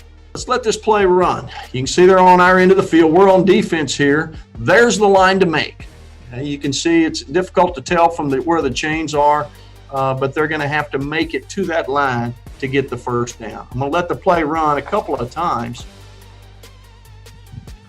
We get a hit. He's surging. He's moving. We're kind of getting him right there. And, there's a little bit of hesitancy here. Did he make the first down? Did he not? But we kind of ducked under, and as we watch it again, Brandon, take us on now. Tell me who we've got here. We're going to blitz off the top. Who is that right there? Is that Glenn Bain? Glenn Bain, yes, our place kicker, Glenn Bain, coming off the end. Well, I think Glenn would tell you he's a better linebacker than a place kicker, but a linebacker and running back by trade, and he's going to hit him first, but he's going to bounce off, but he slows him up. Then who do we have coming in there? Glenn hits him there. Lance Eicholt's coming in there, and I believe that's a sophomore, Greg Markham. Coming in there to get in on that play. They hit him next. He spins out, and then one more spin, and then that's Dustin Carnes coming in from the other side. And you can see we stop him just short of the first down. And so, guys, we've got a chance. We've got a chance. I don't know that we would have had that chance had they not tried to throw the ball into the end zone twice on us and stop the clock for us. So, we appreciate that, don't we? Yes, we did appreciate that. All right, minute 17 on the clock, as you can see on the screen. Bobby, when we take the field, I mean, what are you thinking? We're not going to lose these guys. That's what I was thinking. I think that's kind of the feeling that we all had, was that it had been too many years of it, and we had a minute 17 left on the clock. One of the things we did, in addition to running gassers at the end of every practice, was 2-minute offense. We had that down. I mean, I know Brandon and David know that we would run 2-minute offense drills all the time. I think that and the endurance we had, we were confident. I was confident going onto the field. We wanted to take that win for sure. Well, David, now minute 17, 1 timeout's all we had. You're obviously very aware most of these plays are going to be passes. It's going to be a lot on your shoulders. What was your mindset as you took the field? Yeah, I was just whatever the play was called. I mean, whatever play came in, that's what we were ready to do. I mean, like Bobby said, we were confident in that 2-minute drill, and it just felt like practice pretty much. Just keep doing what we were doing. So. Well, let's go. Now, the drive starts a little inauspiciously. We throw an incomplete twice. And then the second down here, and we're going to throw again, and we throw incomplete again. But on this second incompletion, we get a break. Okay? And you'll see it as we go here. They roughed the passer. So it's a 15-yard penalty on Canyon. we get going. We didn't actually do anything, but we got a jump start with 15-yard penalty, and now there's a minute 3 on the clock. So we've got to do something, though. We've got to get a spark. And Brandon, take us through this next play. With a minute and 3, we finally get that spark with a big throw and catch over the middle. Well, David had an incredible night, and the line was doing an incredible job for him. We actually had hit this crossing route earlier in the game, and so we came back to it here, and just a chance to keep the chains moving. Let's take a look. Here you are at the bottom of the screen. You're going to go down a little bit deeper than the screen and take it toward the middle. David gets great pass protection. There's Bobby right there. There's our judge right there. There is zero penetration in that line. Great pass protection. David's got, of course, a real live arm. Gets the ball just over the outside line. And there's Brandon coming down the middle. And, a big throw and catch. And now we got a big hunk. We got a big chunk there. Now we're going without a huddle. We've got to get ball boy Allen Hill off the field there. Going without a huddle. David, almost take a sack. Can't take a sack. Who we throwing to here? My brother Philip. Philip with the catch on the sideline. Did a couple of things. We, of course, moved the ball closer. Obviously, we didn't take a sack. And then Philip, made us some yards, and we got out of bounds to stop the clock. So, but now we need a big chunk to get us within striking distance. So there's going to be something significant about a couple of things show up here with 39 seconds. Now we can huddle. We just got out of bounds. We can huddle up. You can see the Rangers breaking the huddle there. Brandon is coming down to the bottom of the screen. Once again, we get great pass protection again. You can see David's got all kind of time. Throws a strike down the left sideline. Brandon catches the ball just inside the 20 there on an 18-yard line. Doesn't get out of bounds, so that's significant. But let's go back and look at that play. And, Bobby, tell me a little bit about what's happening on the Canyon side. Well, I think by this point they were getting pretty tired. I think, like we mentioned earlier, we had endurance. We may not have been the biggest. We may not have always been the fastest. But if one thing, we had endurance. That was always stressed. And so I think they were getting tired. We were amped up. We were running on adrenaline. And I think it was just kind of at this point in time, that was an attrition. And we were just pushing through. Well, you can see your man with the arrow on him, he's not even rushing. He's had enough. Big throw by David. Good catch. But now we got to go without huddle again. Again, we go sprint out to the right. Phillip makes a great catch on the sideline. Good throw by David, but he's out of bounds. And so the play doesn't stand. So now we're down to 17 seconds. Okay. No timeouts to go. We can't afford to take a sack. We'll never get another play off. Of course, a field goal won't do it.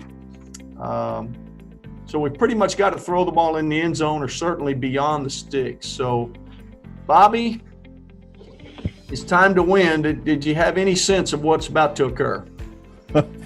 Well, I want to say, looking back, it's hard to remember exactly how we felt other than just let's get the job done and we can't lose this game. But, we had all been playing together for so long. And I can say this, I had complete confidence in the backfield and our receivers. I always felt like if I did my job and I gave them time and I opened up holes, David was going to throw strikes, Brandon, Phillip, those guys, they were going to catch them, and they did. And so I just kind of felt, I think probably more than anything, that just excitement and the hope that we were about to change history. Well, the call goes in. Twins right. 71 stop and go. The play had worked earlier in the game for a big play. David, when that play came in, what were your thoughts? I didn't think we had a big enough field to throw that. I got a little nervous that I'd throw it too far and he wouldn't catch it. So I kind of chunked it a little bit, just threw it and it ended up being, the way to go. Cause I was really nervous about that pass, trying to throw it to Brandon deep like that. And I was scared he wouldn't catch it, if I threw it too far. So I was nervous about the throw, and I let it go, and it ended up going into the right spot. Well, you thought right. You did the right thing. So let's take a look at it. Let's let it run through. Not by design. Throw that thing over in the right corner. Come back to that catch. Ball's in the end zone. And Smithson Valley just did something they hadn't done, well, maybe ever. We're going to go back and look at it again. I just wanted to kind of let it run through so we can gain a sense of it here. Okay, our inside receiver, that's Brad Treesh. He's going to run straight down the field, and their safety, who has a circle around him, that's going to occupy him. So, Brandon, you've got a one-on-one opportunity up there. A lot of plays don't go exactly by design, but what does this play look like? Well, we had already gotten him on this earlier, so and I had a lot of space the first time that we ran it. This time, when he's right up on me and he doesn't bite on the stop fake, I really just have to roll out of it and try beating him upfield. And right. as I get upfield, I realize that David's put the ball in the air, and I'm going to have to come back to it. Not the way that we planned on it. I love to tell David all the time that he underthrew it. Yeah. Well, he did underthrow it, but now, David, you're drifting to the right here a little bit. How come? Why are you moving on the move here? Got a little pressure, I guess. I'm just nervous, I guess. I'm just not sure. I'll defend David. I think we had a backup lineman in there, actually. We did. That's Lance Eicholtz in there, pass protecting for you. Hadn't done it all year. Big catch. Works out well for whatever reason. Here's a ground level view. Look at that. People coming out of the stands, coming on the field. Let's look at it one more time, see if we can get a pause. Just a tremendous catch just inside, and then the place goes crazy. Bobby, what were you thinking on this? You're blocking, but then when did it first dawn on you what happened? Well, when you're on the line and you're slapping some defensive guy and trying to keep him off your, the pretty boys in the back, give them time to do their job. You might hear a roar, and then when everybody gets out of your way, you realize, oh, we just did something good. We scored. So that's kind of what happened here. And I think because we had somebody, who played defense playing offense, it changed up our dynamic on the O-line a little bit. And I remember just kind of moving around, just waiting to catch somebody trying to shoot that gap. And luckily nobody did, and David was able to get the pass off. So David invented a play there. You always hear the old back shoulder fade. You hear that on TV right now. David was just way out ahead of it. Okay, he was way ahead of his time. But, hey, there's 11 seconds left, and if I'm looking at that scoreboard right, it's 26-26. We got to make an extra point if we're going to win this thing. Bobby, how confident were you in Glenn Bain was going to make this kick? It's funny. I was extremely confident. I played flag football with Glenn Bain. We played together all the way up, and he was never a place kicker. And then all of a sudden, he becomes a place kicker, and he did really well. And so it was always just get up to the line, and then when the snap is made, lean down and grab the other guy's foot next to you and hang on. And Glenn usually put him through the upright. So I was pretty confident.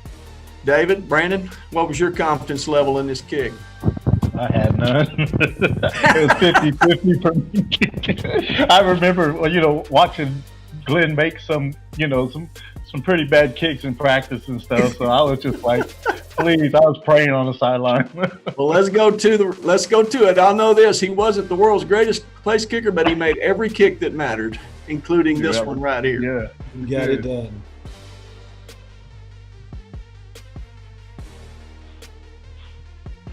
Bam. That's it. Bam. Still gives me chills, however many years it's been. We're still ahead. We're ahead for the first time, but there's still a little bit of time. We've made a miracle. Maybe they got one in them too. So, of course, our kickoff team's out there. We're going to go with a little squib kick. We kick this thing down the middle and just trying to play it safe. We get a big hit right here, take him down. And, now there's just, it's just time for one more play. Now, Brandon, you play defense too. What are we thinking here? Keep everything in front of us. Keep it in front of you. Nothing gets behind you. And we're down to one play. That's it. Not much stadium security back in 1994. Go crazy, folks. Go crazy. There were about 5,000 people there, but I've talked to 100,000 who claimed they were there that night. And the hardest hit of the night happened right there when Brad Parrott tackled me onto the field. That's right. Right as I was trying to get up. Yeah. That might have hurt them. That might have hurt that New Braunfels writer to have to put that headline up there. Absolutely. But, I think so. yes, sir. Yes, sir. You know, after the game, I remember, of course, we were so excited in the locker room. It was a significant win. You know, not only gets us 1-0 in district for the first time, and who knows when, if ever, and, you know, puts us in the conversation for a playoff hunt, and for the first time ever, perhaps. And I remember nobody ever wanted to leave. How long did we stay? We must have stayed at the stadium 2 hours, and then we finally get on bus to head home. It takes about an hour and a half to get home because it rained about 4 inches. Y'all remember that? Absolutely. Yeah. You know, Coach, you couldn't see it there on the video, but the canyon side of the stands were about half full because they thought they had the game wrapped up and that storm was coming in. And so a bunch of their people were like, hey, we got this. We're out of here. But that Ranger side, there wasn't in there. Yeah. Well, the storm did come in. And, you know, now we're 6-0 and win the next week to go 7-0, and then we stumble a bit, lose to a couple in a row, 2 in a row, and now it's down to game 10, and it sets up a winner-take-all game in game 10 against New Braunfels, and you know, for Smithson Valley to even be in that kind of a game, you know, to be playing for something significant week 10, you know, was a big deal. But you know, New Braunfels had been an even bigger nuisance to Smithson Valley than Canyon. I think we mentioned earlier that Canyon was 10-2. Against Smithson Valley prior to this game. Well, New Braunfels and Smithson Valley had played 6 times, and New Braunfels had won all 6, and most of the games in that series were not even close. So, you know, Bobby, I'll ask you, you know, I think if we had lost that New Braunfels game and finished 7-3 and just one game out of the playoffs, it would have been hailed as a great turnaround season, but that probably wasn't what you guys were thinking heading into the final game. No, sir. We wanted the first gold ball. We wanted it all, and we fought through. I mean, a lot of us were playing injured. I was playing on a torn. We thought it was stretched. Found out after the season it was a torn ACL, and had you know, I don't remember feeling any pain, even though there was a lot, because I just didn't want to let either Canyon or New Braunfels beat us that year. And I think we were all just fighting really hard for that gold ball and make a change to start something new for Smithson Valley. Well, we certainly did. We'll let a few plays run here. You know, it comes down to the end. Another defensive struggle, 7-7 going into the fourth quarter. There's another big throw and catch. Chris Matthews this time with the catch. And just like the Canyon game, comes down to a kick. And, you know, Glenn Bain made every kick that counted. And he hammers this one. I mean, he just hammers it. And, you know, we're up 10-7 with just a few minutes to go. But look at Ranger Stadium there. That's natural grass, no field house over there. It's down to one play. And stadium security, as you're going to see, is about like it was over at Canyon. We've got several thousand people on the sideline here. But they got one play. They've got to go 87 yards in one play. And you know, you can see our coaches, that young head coach there, he's kind of wound up on the sideline. He's kind of moving everybody back. Brandon, again, keep it all in front of you. Absolutely. Keep it all in front of us and rally to the ball. Man, we were nervous right here. It just felt like, don't let this slip away. And we got it done. Yep. Look at that swarm. Look at that. Look at that. Good times. Good times. Yes, sir. You know, I can still remember where we all were, just right here, and I don't think the New Braunfels crowd. Smithson Valley beat New Braunfels that night. Smithson Valley trying to beat New Braunfels this night. On top 14-0 as we get ready to start the second half. Rangers scoring both of their touchdowns in the second quarter. And again, the Rangers have been a very good second half team this year, outscoring their opponents in the second half 91-20. So New Braunfels has its work cut out for them as they kick it off to the Rangers to start the third quarter. Nick Cruz, the kick. Third quarter is underway. Fielded by Flores at the 12. Flores to the outside. He's across the 25. and finally pushed down. Finally making the tackle, Kobe Smith for the Unicorns. And the Rangers take over offensively to start the third quarter. And Tony, you and I were talking about it. This could be a potentially game-sealing drive for the Rangers. Not knowing whether Peyton Druggers will come back out tonight, this is a drive that if you can end it in a touchdown and have a 21-0 lead at the start of the third quarter, midway through the third quarter, I think it would spell a lot of doom for the Unicorns. Nutt threw a touchdown pass in the first half, his second of the year. Travis McCracken, the tailback, takes the first carry of the third quarter, good for 7. Looked like our cameraman got caught in the pile there. And that'll bring up 2nd down and 3.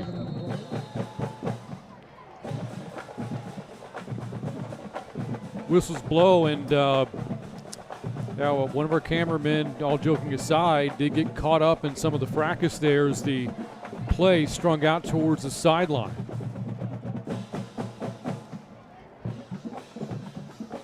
So the game is kind of halted right now as they look at our man down there on the sidelines.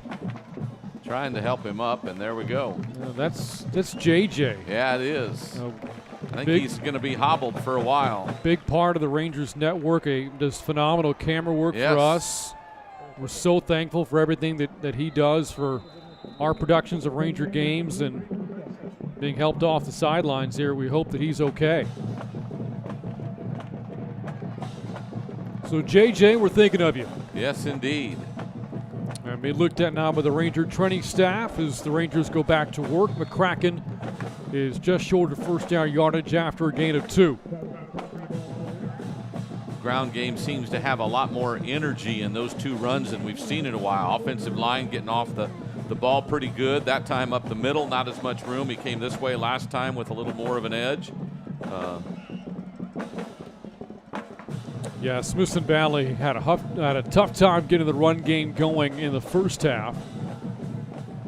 This is a rundown, though. 3rd and 1 for Nutt and the Smithson Valley offense on their first third quarter possession.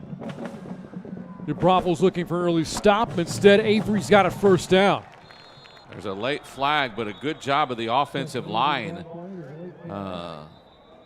including fullback Brandon Salvaggio, opened up a hole between the center and the guard. That gap was a good-looking run for Avery because of good blocks. We'll have to see if one of them was a hold, and that's the call. The illegal block in the back to call against Smithson Valley, so that will negate the first down run for Avery, and it will remain at 3rd down.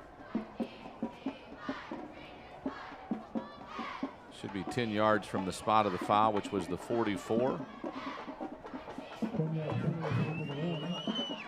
Jalen Nutt only threw 6 passes in the first half, but 4 of them completions, a couple of long completions at that. 35-yard strike to Maverick Freeland for a touchdown, a 42-yarder for Zach McDonald. Rangers punched it in on the next play. After the 10-yard flag, it's 3rd down and 7.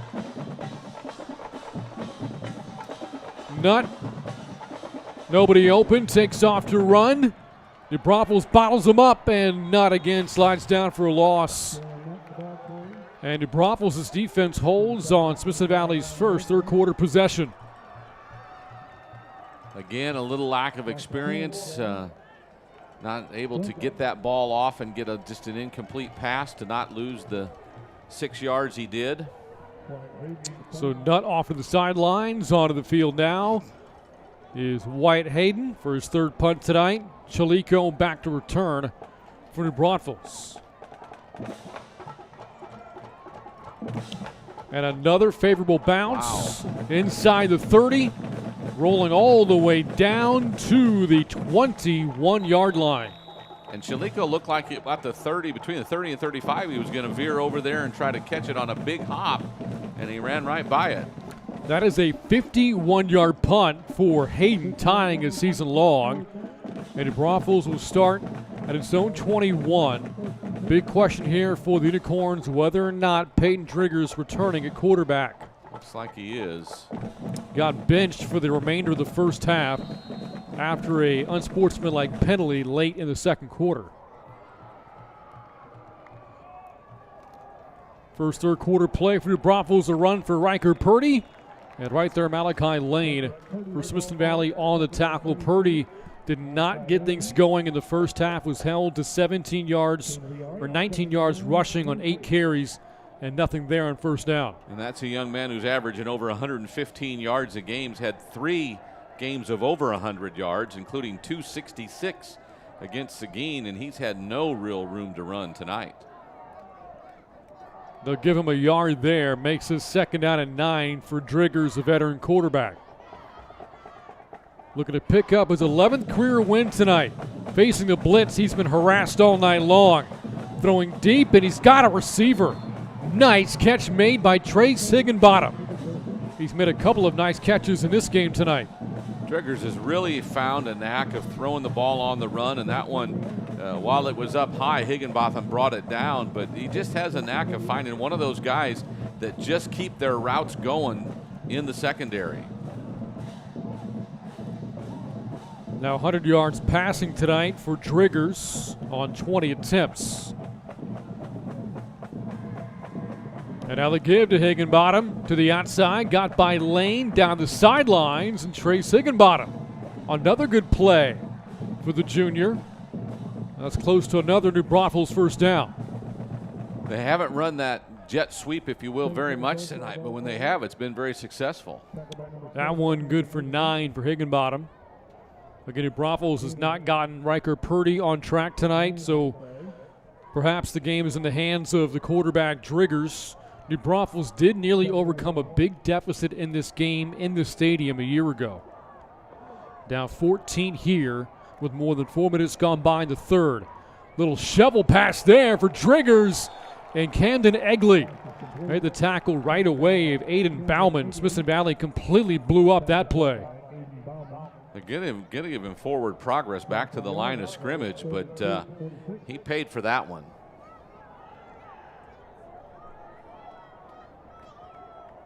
Only a loss there of about a yard or so for Bauman, his first catch tonight.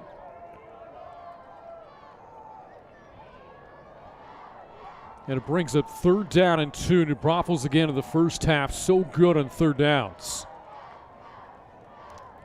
It's a run. It's Purdy. Got stacked up. Trey Moore was there along with Luke Simonaro. Where Trey Moore has been all over the place for the Ranger defense here tonight. That is a stop on 3rd down. It's 4th and a yard.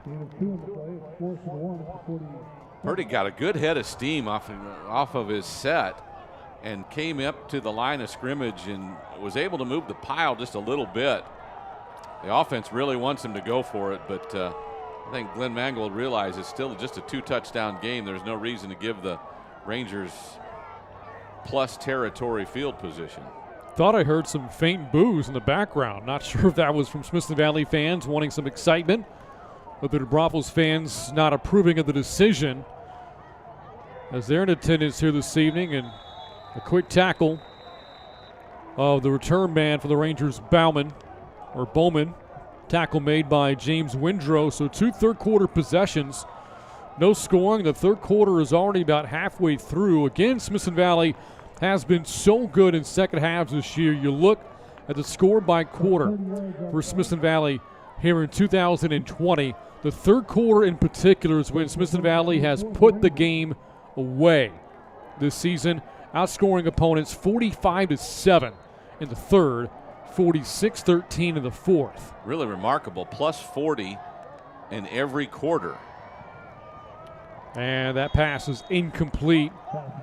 Third straight incompletion for Nutt, looking for Maverick Freeland. Brings up 2nd down and 10. A little bit behind Maverick, but again, by quarters, 40, 48, 45, and 46. Yep. Consistency on the offensive side of scoring, and yet there's many times this year we haven't said they've been real consistent on offense, but tonight they seem to be matching up with what they've been doing. And that's coming into the game, so that second quarter right. would now read 62-14. Right. On 2nd and 10. Nutt on the keeper. One of the better runs he's had tonight.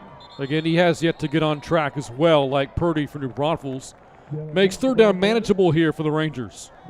Good looking run that time where he found some space out on the edge. Looked like he got hit late, but no whistle or no flag.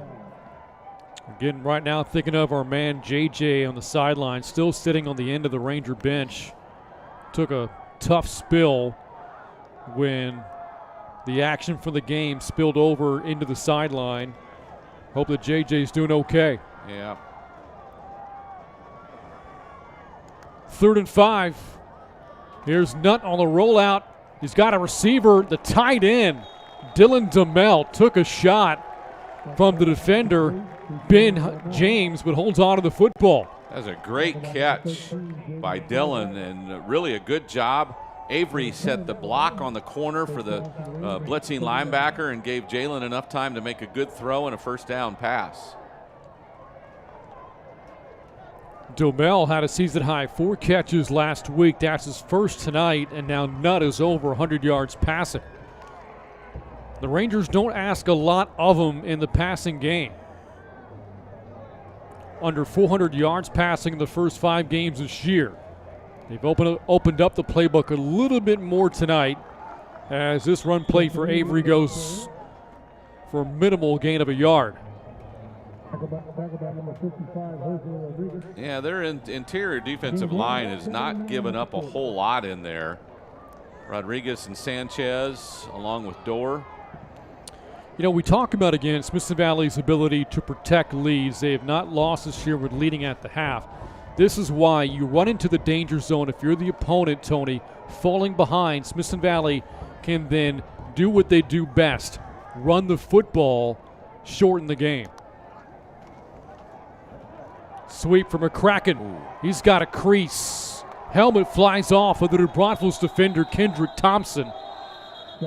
That will stop play after a gain of 8 yards from McCracken, and Thompson will have to lead the field for a play. Don't know if we'll see it, but on the edge we had a block that might have been called a hold, but we didn't see a flag, and the Rangers now have 3rd and short. It's only for a play. But anytime Kendrick Thompson not on the field, that's a loss for New Braunfels. 2nd team All-District last year. 3rd-year varsity player. Has been in on some big plays this season for New Braunfels. 3rd and 3. Nutt going deep down the far side. A receiver there. Did Freeland make the catch? He did. Inside the 15 before the ball hit the ground. That's the 2nd time tonight that he's run right by Stephen Kelsey, the senior corner. And Jalen, again, this time the ball a little bit short, but Freeland made a nice adjustment for it and went down and got it. So Jalen Nutt showing off the arm strength here tonight. His 3rd completion of more than 30 yards, his 2nd to Maverick Freeland.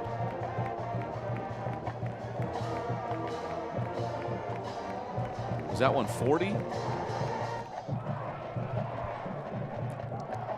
Having in the books is 33. Okay, yeah. Maverick Freeland, the big catch for the Rangers. Inside the red zone now. Nutt keeps it himself. Big gaping hole, and he can walk in. Jalen Nutt in for the touchdown, and the Ranger lead grows to 20-0. You know, as he found the seam right at the line of scrimmage where he had about enough to get through, and by the time he got to the linebackers, it just split open in the secondary, and Jalen had a nice run there. So Jalen Nutt caps off the drive with a touchdown run, responsible now for 2 touchdowns this evening. Point after from the right-footed kicker, Hoser, is good, as Smithson Valley building its lead 21-0 late in the 3rd quarter on the Rangers Network.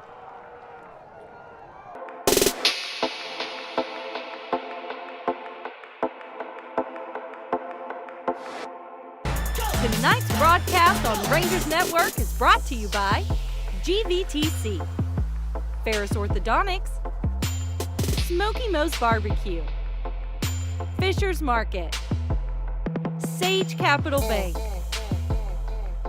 HEB, Summerhill Dental, Dermatology San Antonio, and Wick Productions. I'm Dr. Matt Bayless with Summerhill Dental. If you've been putting off going to see the dentist out of fear, I want you to know that it's time to go see your dentist. We have a procedure in place on how we intake patients and how we handle all patients to make sure everybody's experience here at our office is safe and productive. People have been afraid to go to the dentist just for a routine cleaning, but we've got you covered. It's time to come back and see your dentist. Summerhill Dental, your Smithson Valley dentist.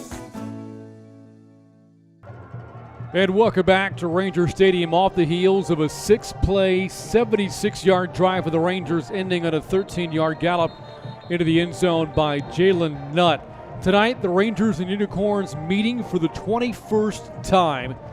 The only team Smithson Valley has played more is Canyon. The Rangers have won 8 straight in this rivalry, and New Braunfels last beat Smithson Valley 11 years ago. That was part of a state quarterfinal run for New Braunfels that year. The Rangers again have had the upper hand of the series for a decade plus. And it's been a tough one. They've been down but still played the Rangers tough a couple of times, so it's not like it's been easy. Here's some trivia for you. Before Smithson Valley had Ranger Stadium built, they played their home games for a while in the 70s at Unicorn Stadium. This pass incomplete off the turf, with Driggers angling for Chalico. You know, Driggers has had his problems. He's made some connections, but when you think about it, they were pretty good receptions as well as decent passes, but he's missed a couple of times as well. And now New Braunfels, which again has been able to pride itself on a balanced offensive attack this year, is going to have to be fairly one-dimensional right now. Down 3 scores with 15 and a half minutes left in this game. It's tough to dedicate yourself to the run in this situation, but that said, here's Purdy on the run. And Purdy's across the 30-yard line before Frash brings him down after a gain of 8. Frash going for the ball as well on that tackle, trying to get another turnover. Longest run Purdy has had tonight. Again, he's been bottled up for the most part. 11 carries for Purdy for 29 yards. Well under his average.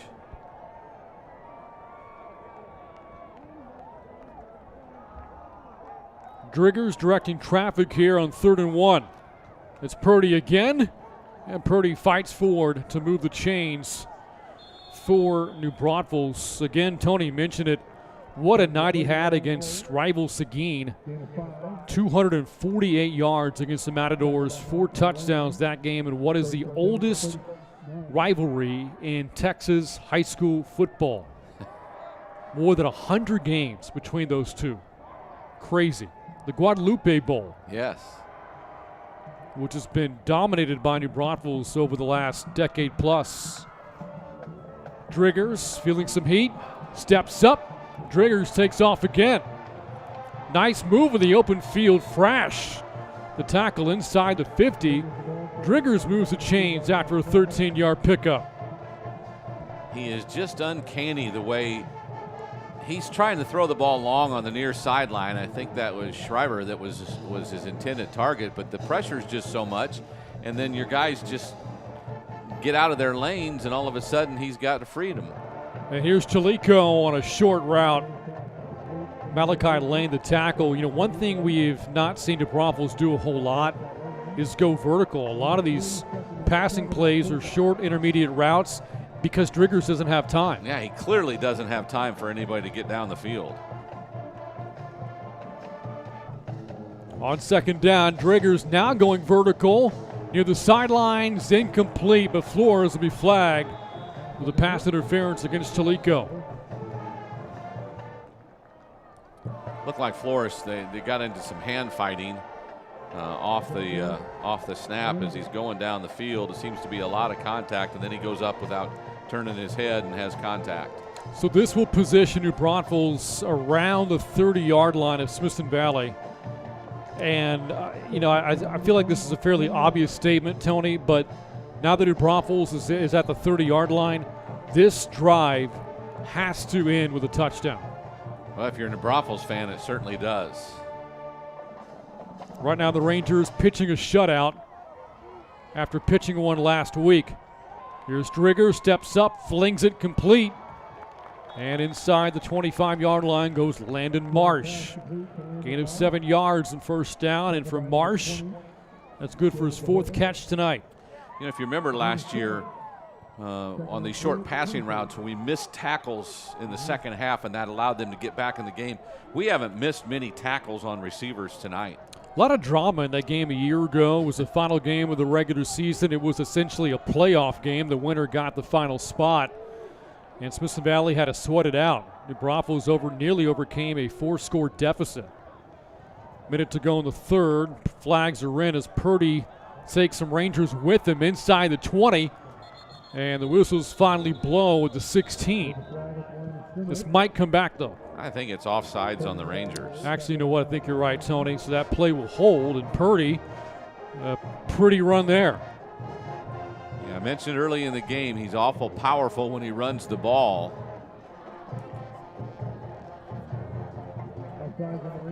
So, flag declined. And New Braunfels inside the red zone for the first time since the first quarter.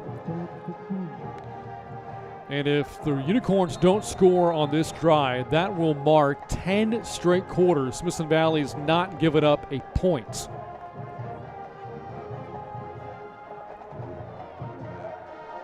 Driggers operates from the 16. Look at a throw. Good protection.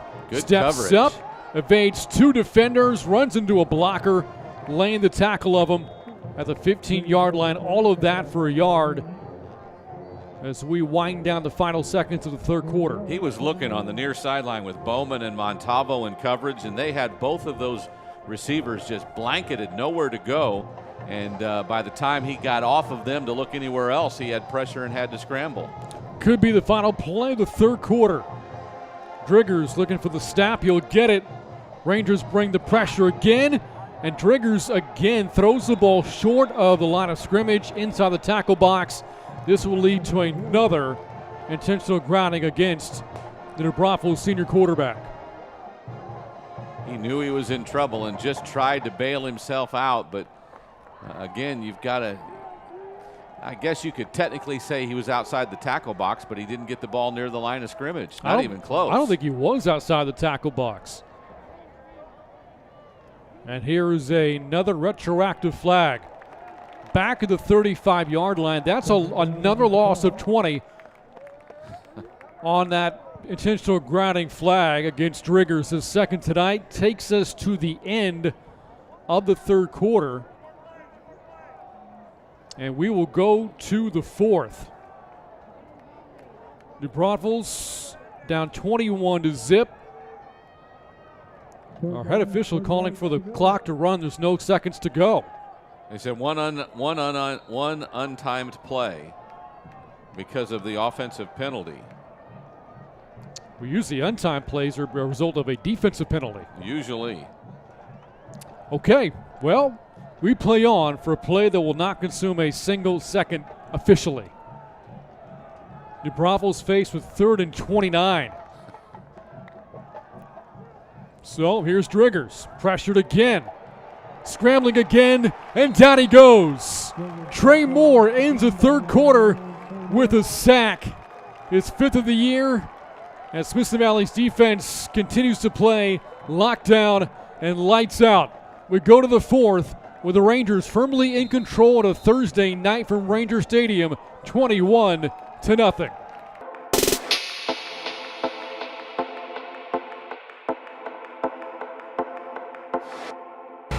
Tonight's broadcast on Rangers Network is brought to you by GVTC, Ferris Orthodontics, Smoky Moe's Barbecue, Fisher's Market, Sage Capital Bank, HEB, Summerhill Dental, Dermatology San Antonio, and Wick Productions. I'm Dr. Matt Bayless with Summerhill Dental. If you've been putting off going to see the dentist out of fear, I want you to know that it's time to go see your dentist. We have a procedure in place on how we intake patients and how we handle all patients to make sure everybody's experience here at our office is safe and productive. People have been afraid to go to the dentist just for a routine cleaning, but we've got you covered. It's time to come back and see your dentist. Summerhill Dental, your Smithson Valley dentist.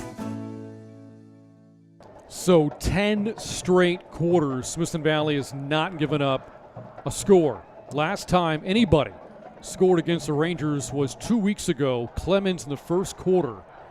Since then, not a single point surrendered by this Ranger defense.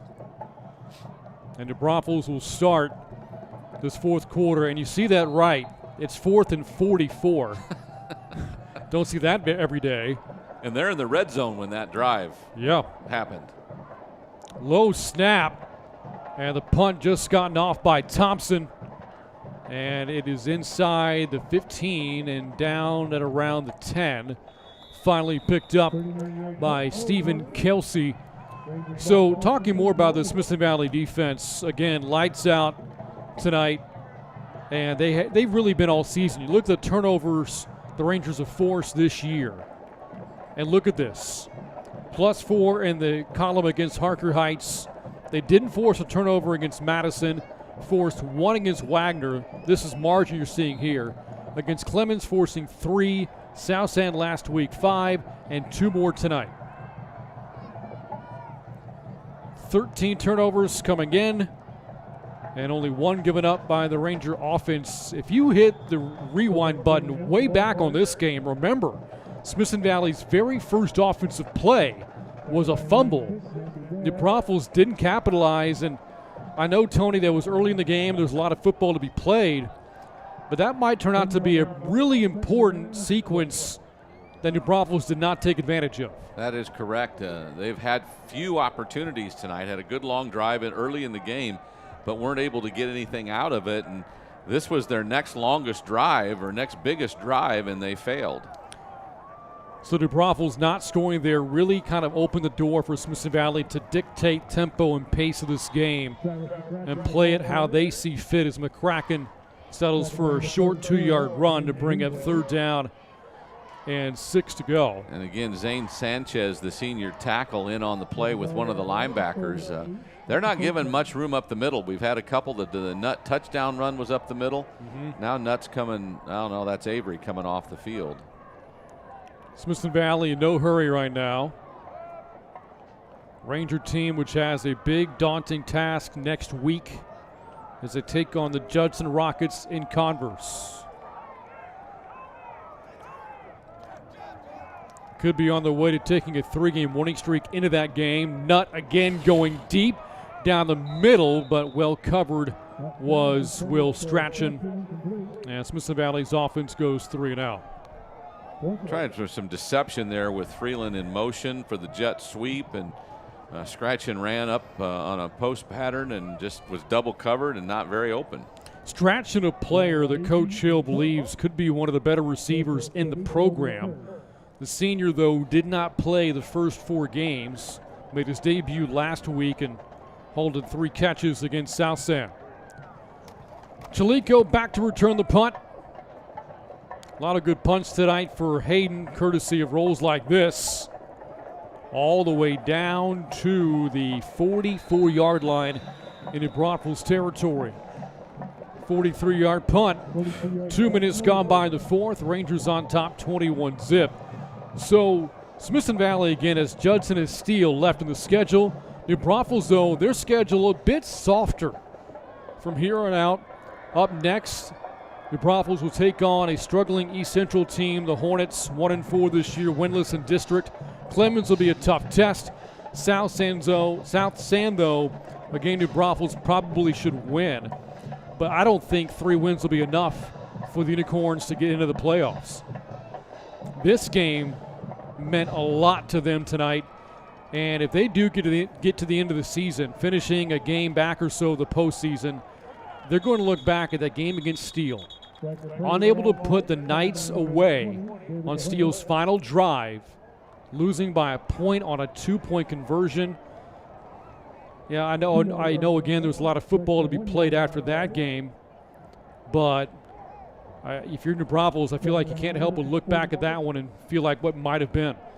Exactly, and Riker Purdy, the running back that we've talked about a lot tonight, having a little bit of trouble tonight. That time did a nice job of getting to the corner, but then David De Hoyos came up, knocked him down, and he turned over and helped David De Hoyos up.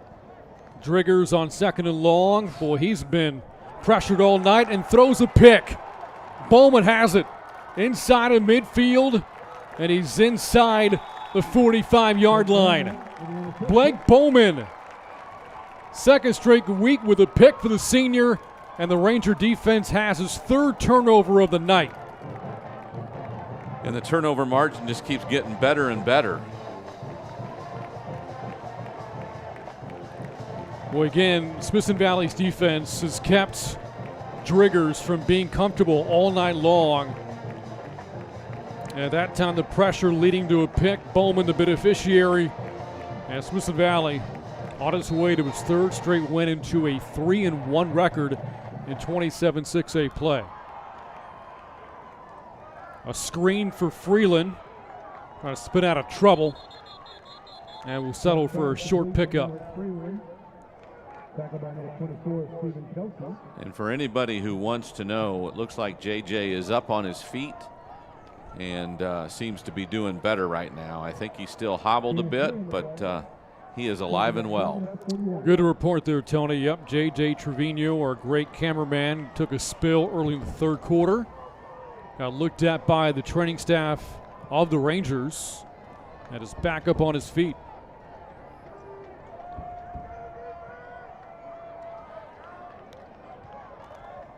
On 2nd down, it's McCracken. That's going to bring up 3rd down at about 3 to go for the Rangers as whistles blow, as New Braunfels already spending timeouts. Oh, there was a flag. Looked like holding.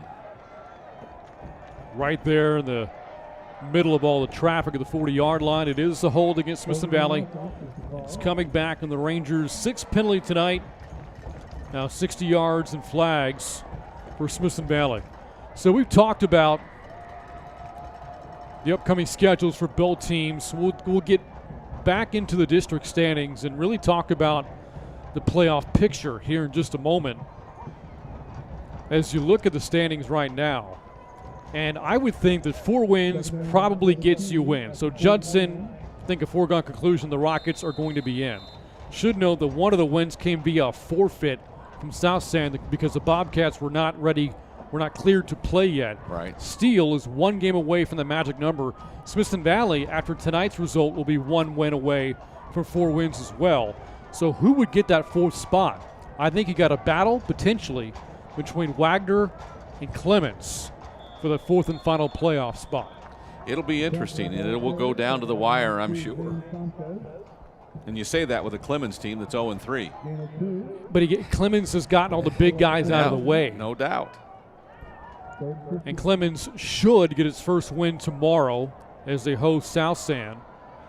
Last week, the Buffaloes lost to inner-city rival Steele. The Knights' last 2 wins, you saw on the record in district, Steele 3-0.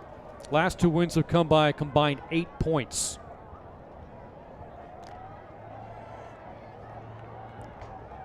Third and 15. Nutt on the rollout, completes it, but that's going to be well short of the first down.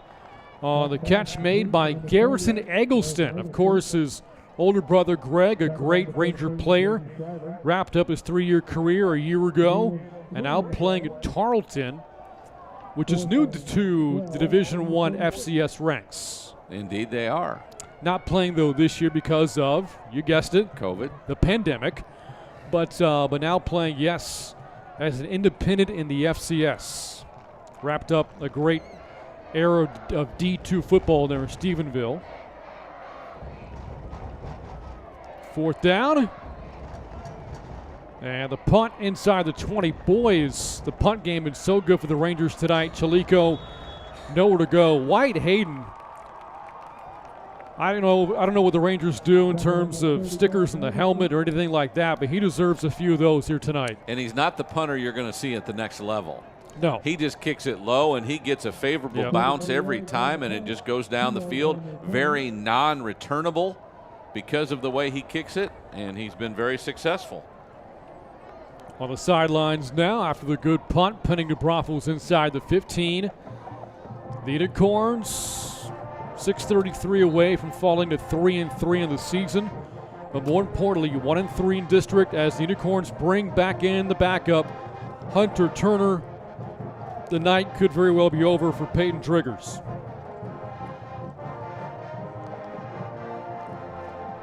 Second game that Turner has appeared in this year. Talked about that earlier when he came in briefly for Triggers after an unsportsmanlike conduct penalty back in the second quarter. You watch Purdy spin once, then gets grabbed, but he's a very powerful runner and ended up getting 5 yards out of what could have been nothing. You would think this would be a point in the game. Smithson Valley would start to bring in some of the backups, but you look out there on defense, starters still on the field for Coach Hill's Rangers. They want the shutout. There's another tackle in the backfield. Luke Seminaro there for Smithson Valley, along with, there's that man again, Trey Moore. Tony, you talked about this during the last break. He's played so many snaps tonight, but you wouldn't know it. Looks like he's still fresh out there as if this were the first quarter. He does look fresh. In fact, a lot of the defenders still look fresh as they were in the first quarter. They are playing with such passion and such intensity. Moore getting some Division I looks himself as a senior wraps up his Ranger career. We're inside of 6 minutes to go in this fourth quarter. Rangers on their way to their 5th win of the season. Pass is complete to Chalico and stacked up after a short gain. Will bring up third down. Well, that'll be a first. It is beyond the sticks, down, I beg your pardon. Yep, good enough to move the chains.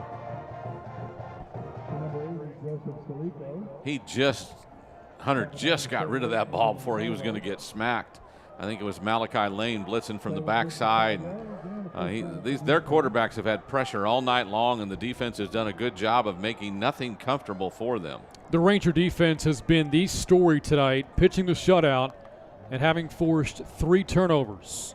Here's Turner. He's hit, and he goes down out around the 20-yard line.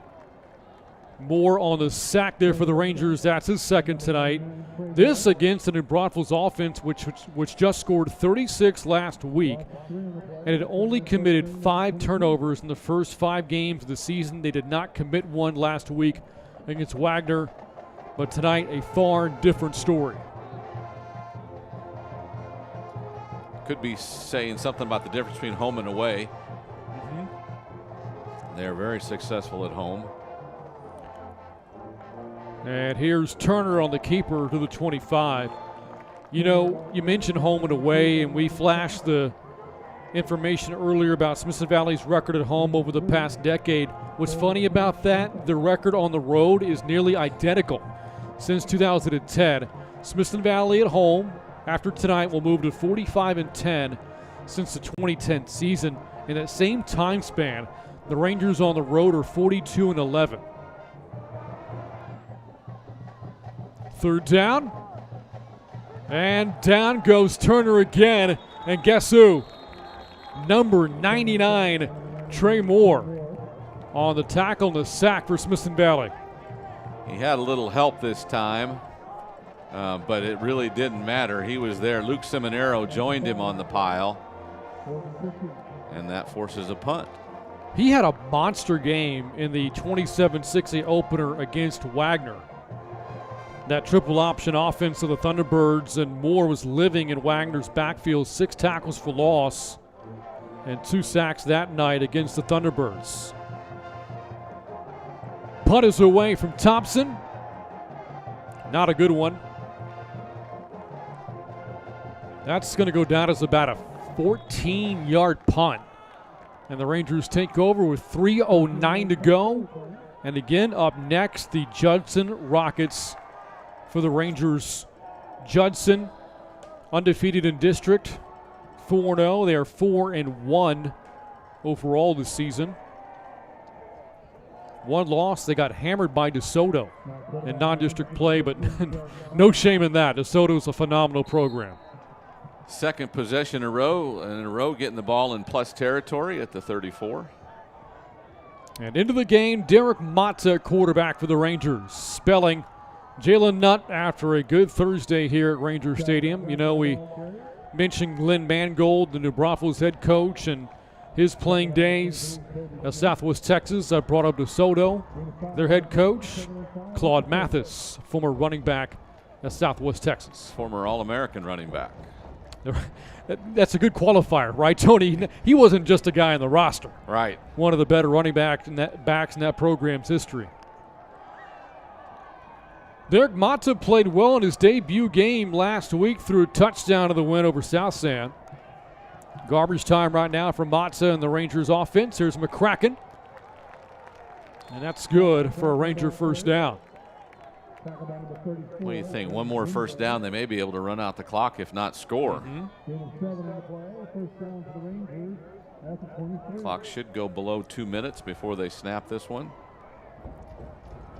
And as long as they can keep the ball, they can keep the shutout. Talked about Judson, the opponent next week. Again, 4-0. A forfeited win to them, courtesy of South San. They've also defeated East Central, beat the Hornets last week 48-13. They have knocked off Clemens and New Braunfels in district play. That was a game for a while. It was 10-0 Judson at the half. New Braunfels hung in tight before the Rockets pulled away in the second half. Speaking of Judson, some tough news earlier this week with D.W. Rutledge suffering a bicycle accident. Understand, though, he's recovering and should have a full recovery after a scary moment earlier this week. Legend in the greater San Antonio area as a coach, specifically at Judson. Update, Steele leads Wagner 35-27 in the fourth quarter. Wagner's going to be a tough out for anybody. Yes. In the district as Smithson Valley calls for timeout with 1:11 left here in the fourth quarter. Still second and 11.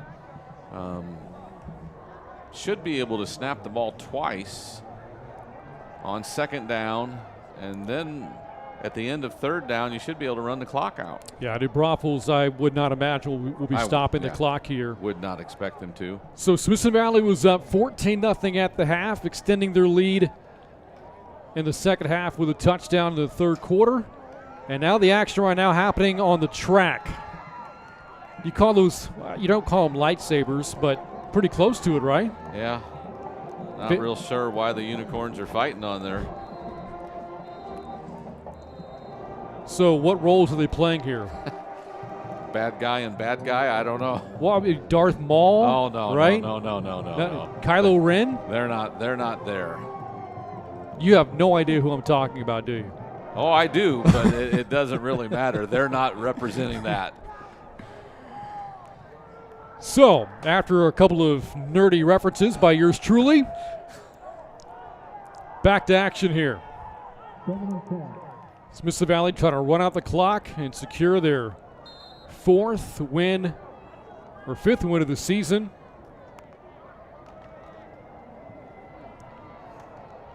And this is going to be a run for loss, a player we have not heard from really all season. Now, Chase Senelek. Chase Senelek, I beg your pardon, we have, but not at the quarterback position. He was in the Wildcat there, if you will. Yep. His mistake, though, is he ran out of bounds. You got to fall down before you go out of bounds. Yeah, stops the clock with 1:05 left. So, talking about Star Wars, you're going to watch the next season of The Mandalorian, Tony? Mm-mm. You didn't watch the first. That is correct. You got to get on that. No, I don't think so. Third down, 13 with 65 seconds to go. Senelek, this time, will keep it inbounds. New Braunfels not taking a timeout. There is about a 16-second difference between the play clock and the game clock. So Coach Hill about to pick up career win number 262. I had this conversation last week. Tony, I have to imagine that Coach Hill is going to stick around long enough to get to 300. Wouldn't you agree? I don't think there's any doubt.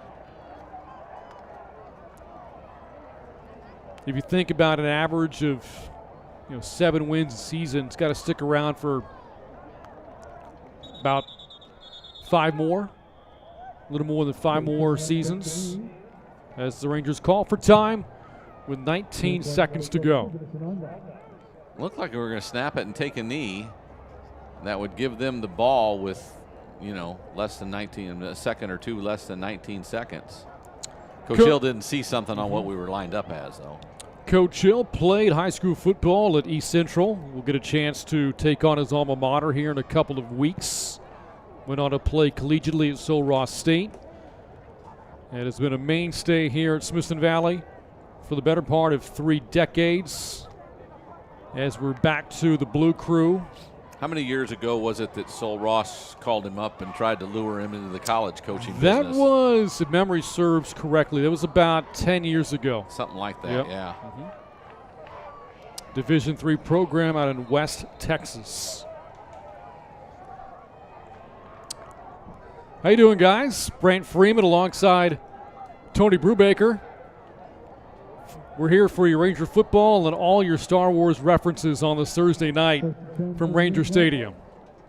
And by the way, again, we saw our man J.J. Trevino back up in the booth. His night is done as Camerop, after taking a tough hit earlier. Fourth down, and Sinelet takes a tough hit himself. He got bounced around a little bit there. So, turnover on downs for the Braunfels, and this game will extend for one more play. And Smithson Valley, barring a miraculous play from the Braunfels that would have to cover 74 yards, will lock in its second consecutive shutout, and the streak of scoreless quarters for the defense will now hit 11. Be my guess they'll take a knee with 13 seconds to go and just let the clock run out. We're 11 straight scoreless quarters in this district. Now, be hard-pressed to shut out Judson next week. That is correct. But the fact that Smithson Valley has done this, more so against the Braunfels and Clemens, yes, really impressive.